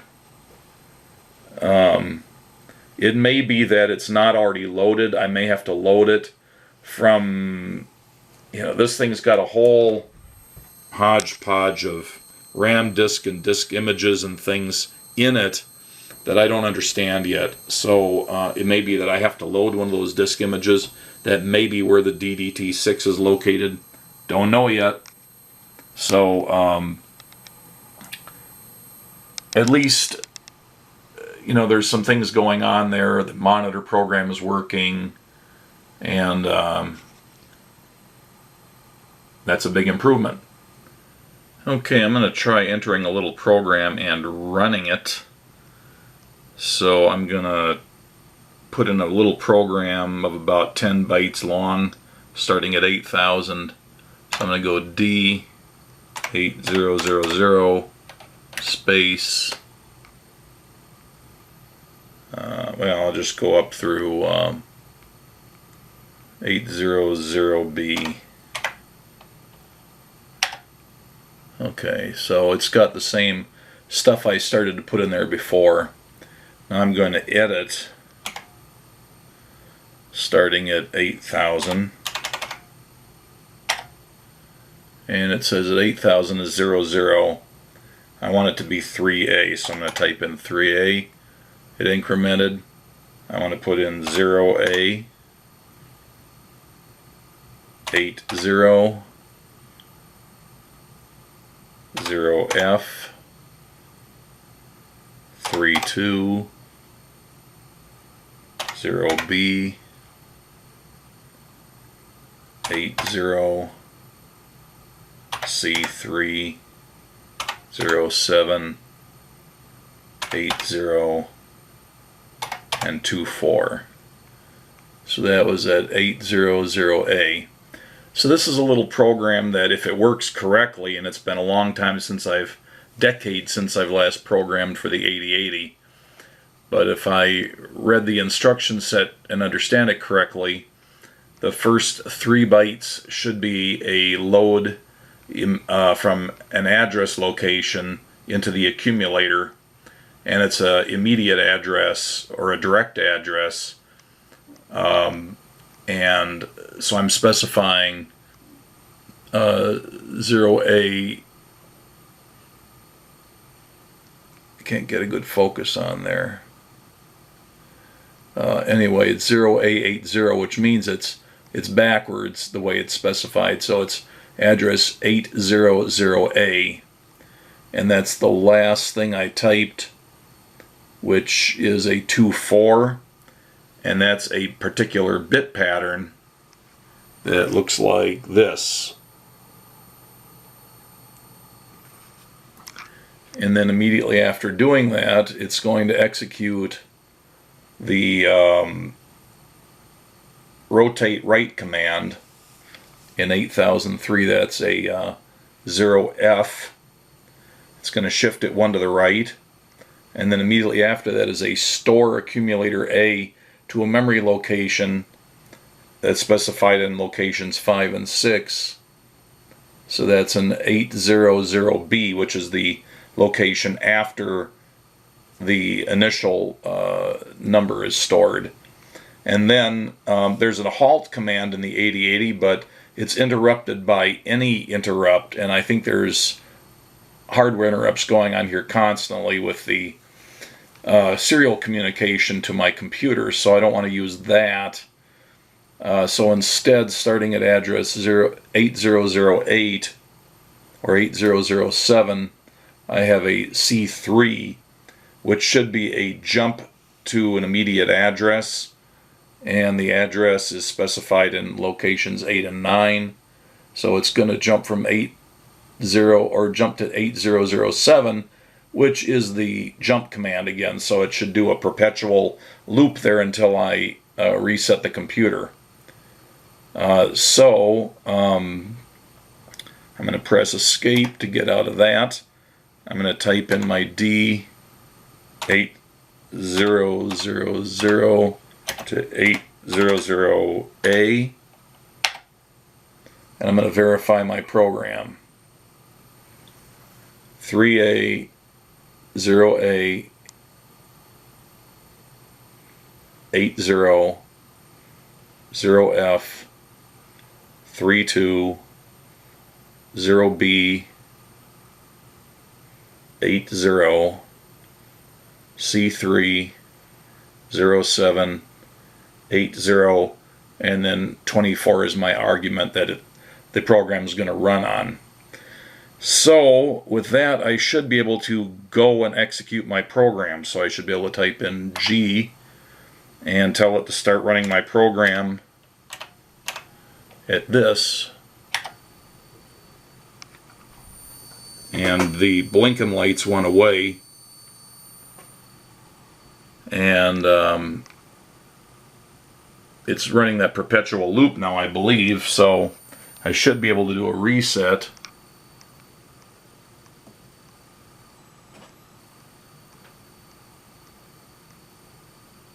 Wait for it to do the checksum. And I want to do a dump of 8000 to 800A. Looks like it still has my program there. Now I want to dump 8000 through 800B, which is going to include the next address. And it has a 12 in that last address. Now if I look at my original bit pattern, which gives me a 24, that's what it looks like in binary. And if I rotate it to the right, it looks like this. And that is a hexadecimal 12. So the program operated correctly and converted a 24 into a 12. So that's how the monitor program can be used to look at memory and make changes to memory and run a little program. And I've also verified that it's safe for me to have my little test programs at address 8000 hex. Now I want to see what the the immediate user interface on the Altaid makes of this. So I'm going to try to remember which button is which on this, and it's really hard to remember. And the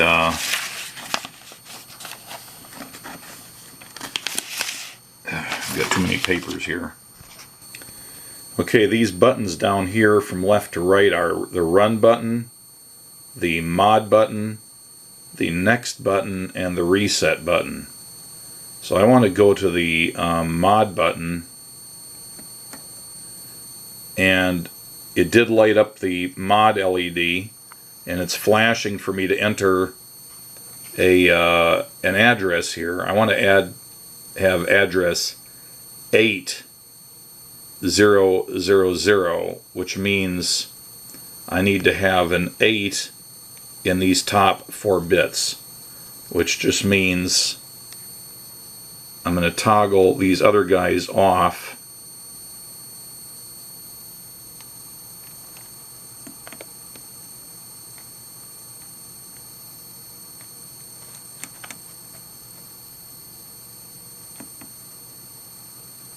Okay, so that's an 8.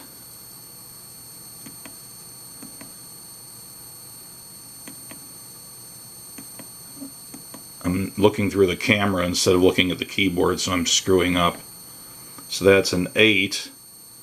I'm going to push the mode button again to look at the low address. It still says I'm looking at the high address, but the guy who did the programming for this, the Josh Bensadon, told me that these LEDs probably aren't doing what the circuit board label in the schematic says they are. So now I'm going to change these addresses.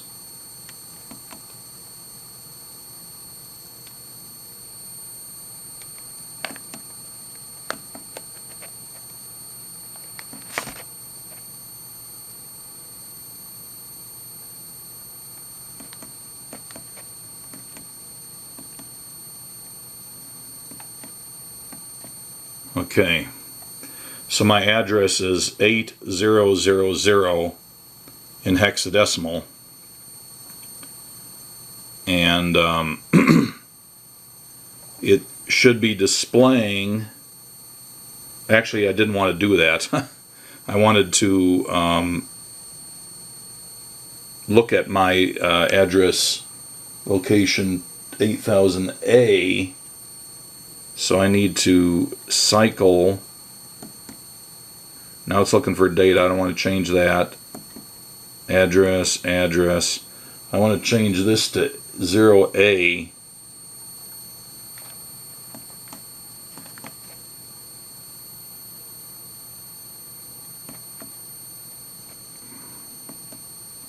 So now I have 800A. That's 8, 9, 10, 11, 12. Oops, no, A should be 10. Yes. I miscounted. That is the pattern for A. So, with the address displayed that way, I should be able to push the run button. And it's not telling me it's running, but it seems to have gone off into La La Land. So I'm going to push the reset. Wait till it comes back.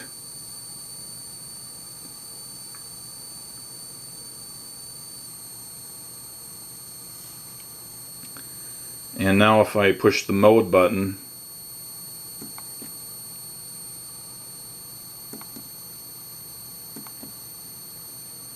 and I'm gonna set these back to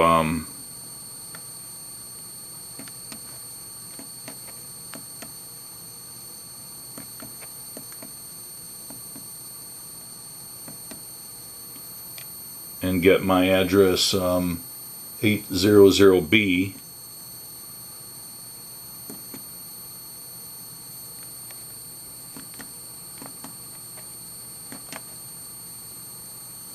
And the pattern for B is 1011. So I need to toggle that on 0, 1011. So 800B, and the contents of that are not what I expected to see. I expected to see the same bit pattern that I had here, so I may have fat fingered over it. Let me do my dump here. So dump 8000 to 800B. Yeah, something got changed there. It is actually correct, giving me the correct 01 that matches what it's giving me here, but it did not run the program correctly, and I wonder if I inadvertently changed something. 3A, 0A, 800F, 320B, 80C3, 07, 8024. That's interesting. I'm still monitoring that address location. I'd like to try running this program again. So I'm going to do go.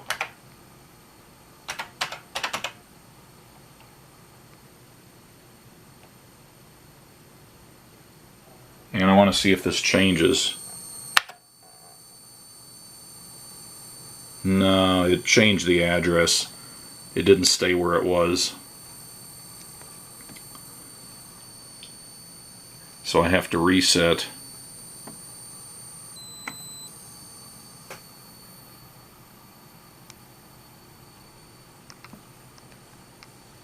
I could see that trying to use the front panel interface on this is going to be a real pain in the butt.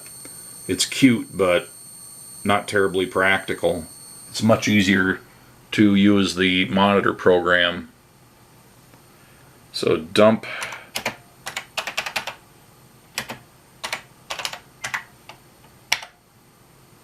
So now I got the correct answer.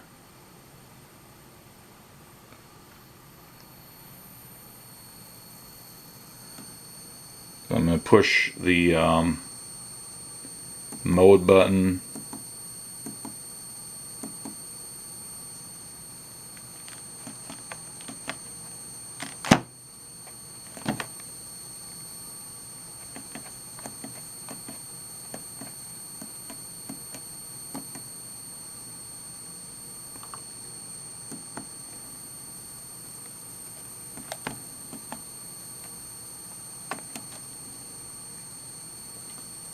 And I want 1011 down here, so.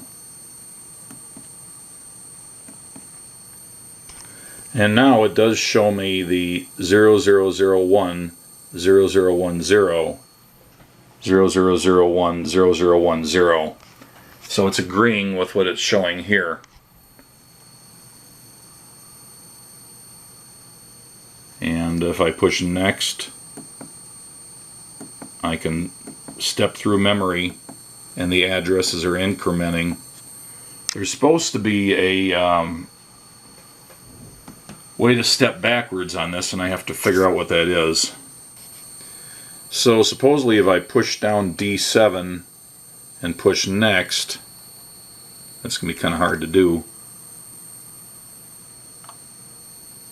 I should be able to go backwards.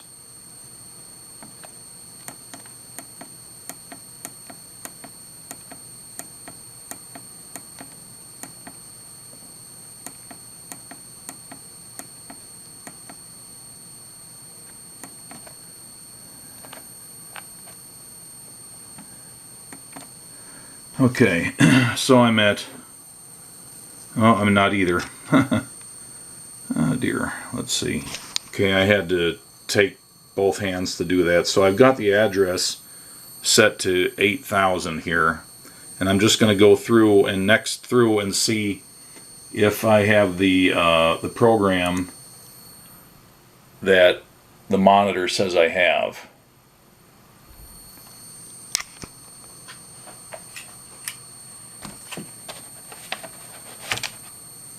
So it's giving me, I've got the LED set up for octal, so it's a little confusing since I'm trying to work in hexadecimal here. Let me see if I can fix that. Well, no, that's going to take too much time. So looking at it that way, that's 3, and looking at that side of it, that's an A, so 3A, and that is my first program byte. And then if I push next, it gives me a 0A, which is correct, and that gives me an 8-0, which is correct, and that gives me a 0F, which is correct, and that gives me a 3-2, which is correct, and that gives me a 0, and that's a pattern for a B, and that's correct, and that's an 8-0 once again.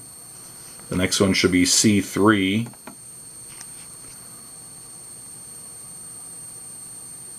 and that's the pattern for C, that's the pattern for 3,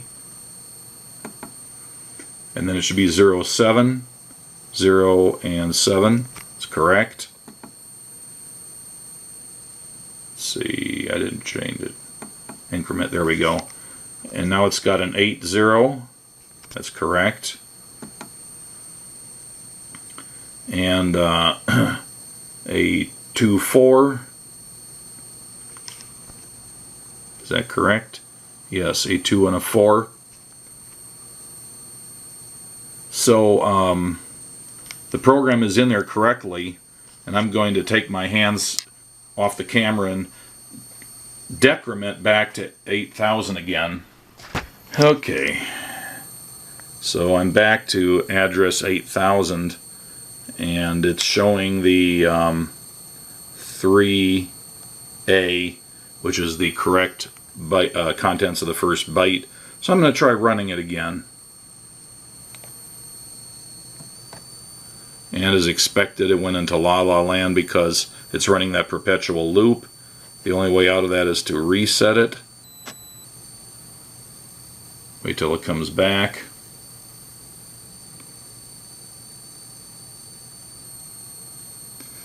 And I'm going to go to my monitor. Once again, I have to annoyingly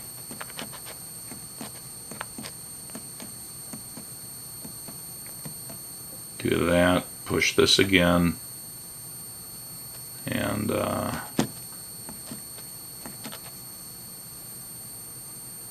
let's see, I wanted to go to B, so I need a 1011 here. So that's a 1011. And this time I do get the 1, 2 in the result. Hexadecimal 1, hexadecimal 2, which is the pattern of rotating it right. So that time it worked. I must have fat fingered something the previous time. Anyway, so I'm not about to try entering a program on this, even a small program. It would just be too tedious. It can be done, obviously, but I've shown how the buttons here can be used to toggle the high address, the low address, and if I allowed it to, it would toggle the data for each address. I've demonstrated how I can increment forward using the next button through the program, and I can decrement it. I showed that a little bit, but mostly I did it off camera just because it's too many fingers involved. And I've demonstrated how I can run the little program I wrote, both from the direct buttons and LEDs interface and from the monitor program, and how I get the same results. And I've shown how I can examine memory to see if I did get the correct results. So, some glitchiness aside and some awkwardness of the interface, this is clearly a functioning computer. It's running code, it's running the firmware, it's running the monitor, it's running CPM, it's running the little program I wrote for it. And I don't think there's that much more for me to demonstrate on this at this point in time. I probably should take a little time to go through the little program I wrote here. And sorry for the laryngitis I have here, it's really frogging up my voice. But I was trying to keep this ultra simple since I didn't want to spend a lot of time writing it, and I wanted something I was pretty sure was going to work. So here are my addresses in hexadecimal, starting with 8000. I wanted to load a value into the accumulator, and I wanted to load it from an address. And I've designated address, well, I've just got the least significant digit here, but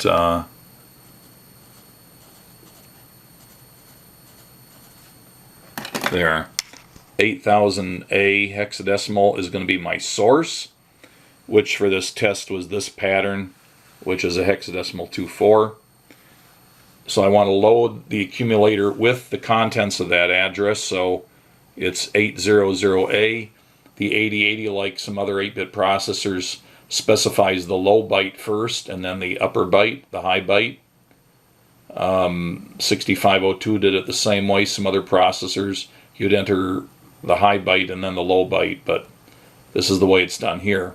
Then I did a nice single byte command, rotate right, a simple rotate right, and that takes those bits and moves them one notch to the right. Then I wanted to immediately store the results of that, so essentially take the whatever's in the accumulator, which is the rotated right value, and stick it in an address, and that address is going to be 800B. So I've stipulated the address is 800B. My B's and 8's sort of look the same if you don't look very carefully. And then just to have it not run off into la la land at the end, I need to give it something to do to stop execution. And as I said before, the Halt command is a very simple 1-byte command, but it is canceled by any interrupt. And my understanding is that the serial port on here is using a hardware interrupt, so that would cancel the Halt. Since the communication with the computer is going on, the serial port is active, and I don't think the Halt command would do what I want it to do in this situation. So instead I did a unconditional jump. So it's just going to jump to wherever I tell it, and this jump command resides at address 8007. So I tell it to jump to address 8007. So once it gets there, it just does this over and over and over again indefinitely. And then once I cancel the program, stop execution, I can either use the front panel interface or I can use the monitor program and take a look at what's in 800B and see if it's the desired result, which it was. It turned a 24 hex into a 12 hex.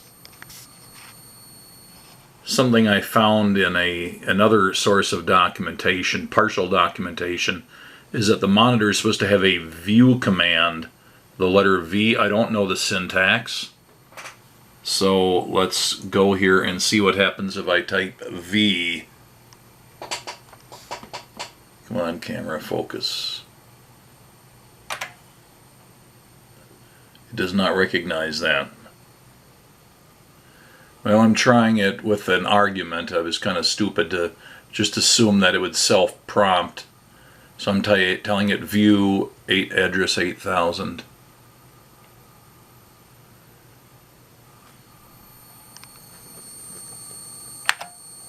Ah, that worked.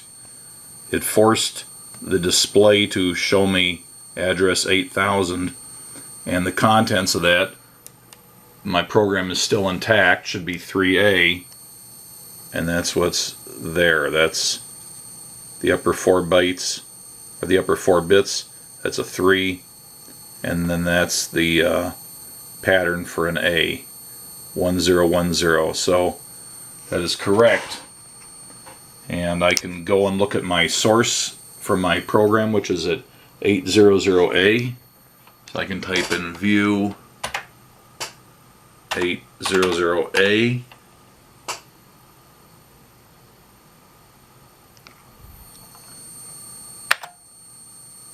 and I get my expected 001000100 pattern here. That's my source for the program. And if I bump it up to view 800B,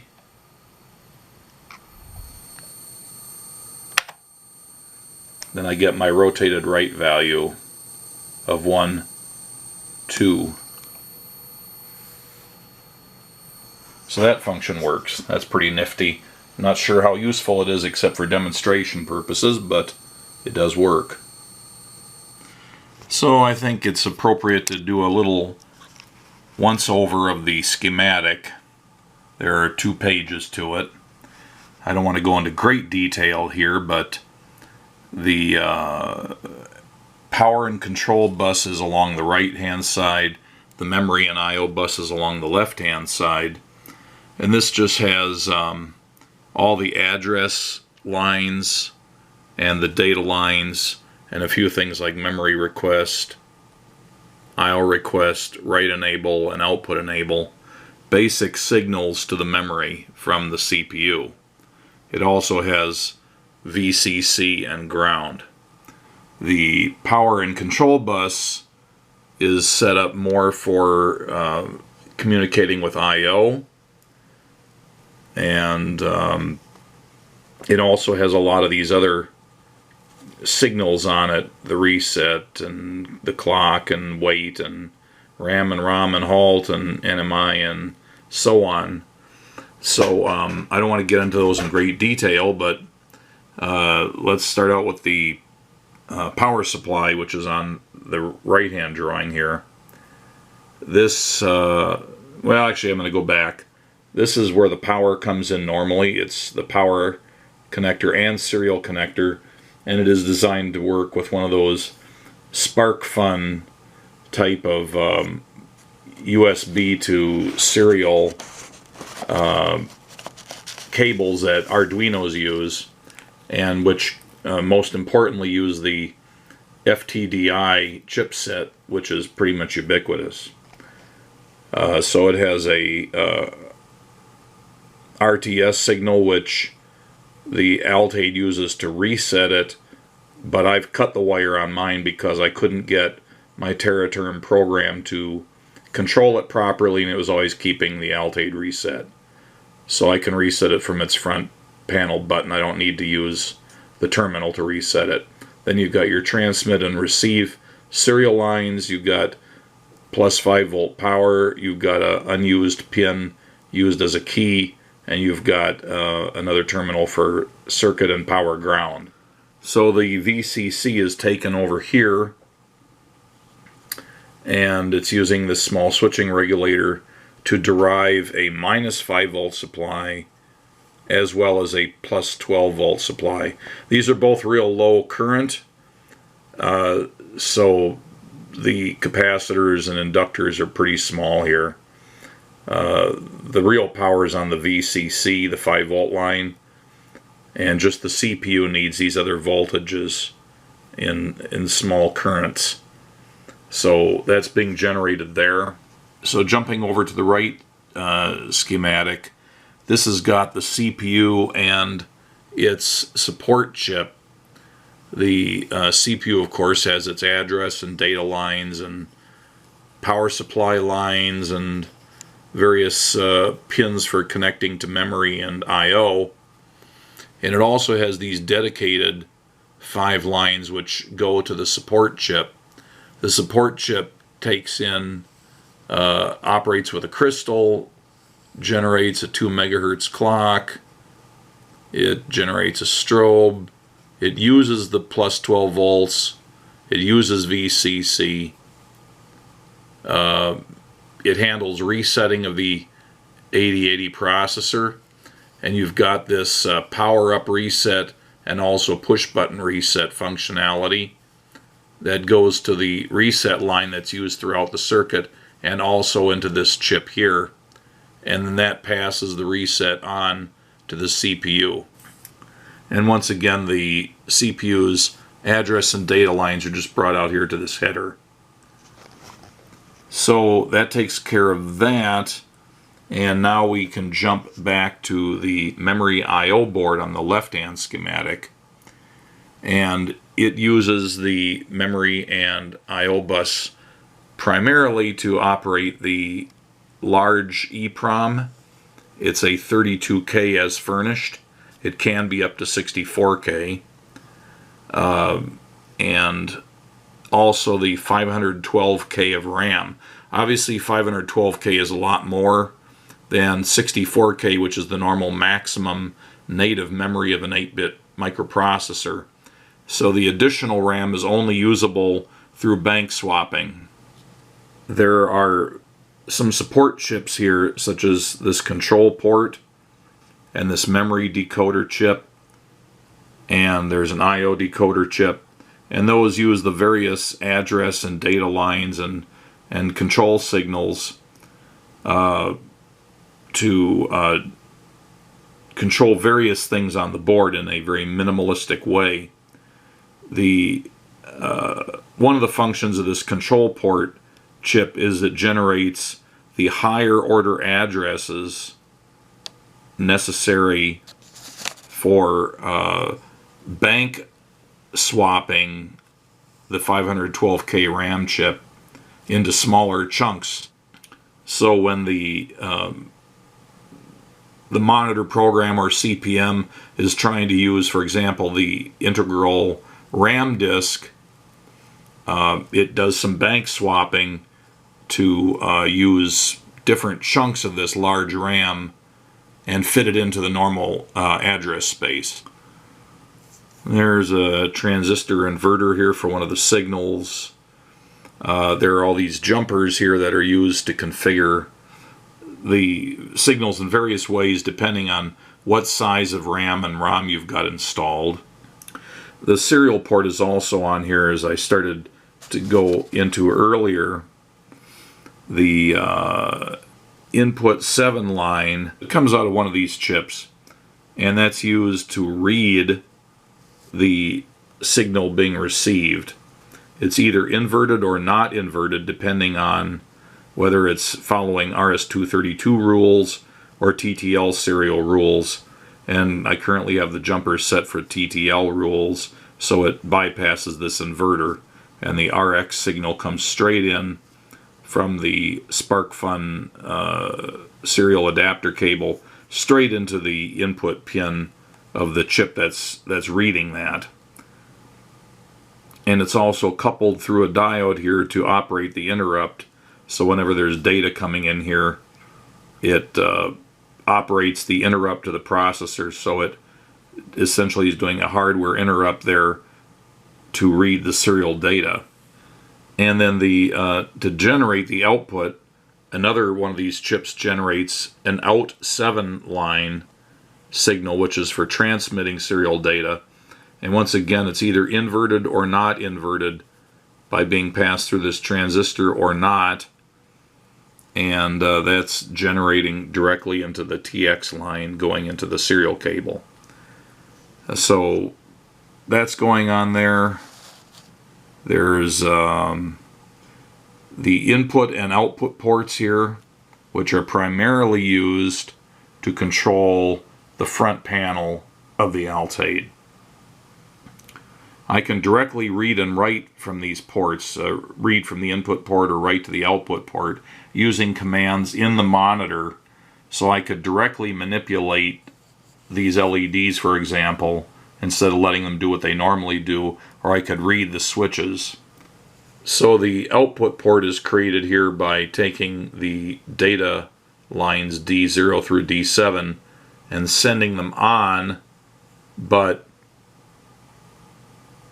being controlled by a clock signal from elsewhere in the circuit. It kind of latches in whatever's on there and then presents it. And that actually can be jumped straight over to the other schematic, and it comes in here where out 0 through out 3 are used as current sources for all the LEDs, and they're divided up into banks of 4, and then the current sink from each bank of 4 is back into this 1 of 10 decoder, which is driven by 3 more pins on the output port 4 through 6.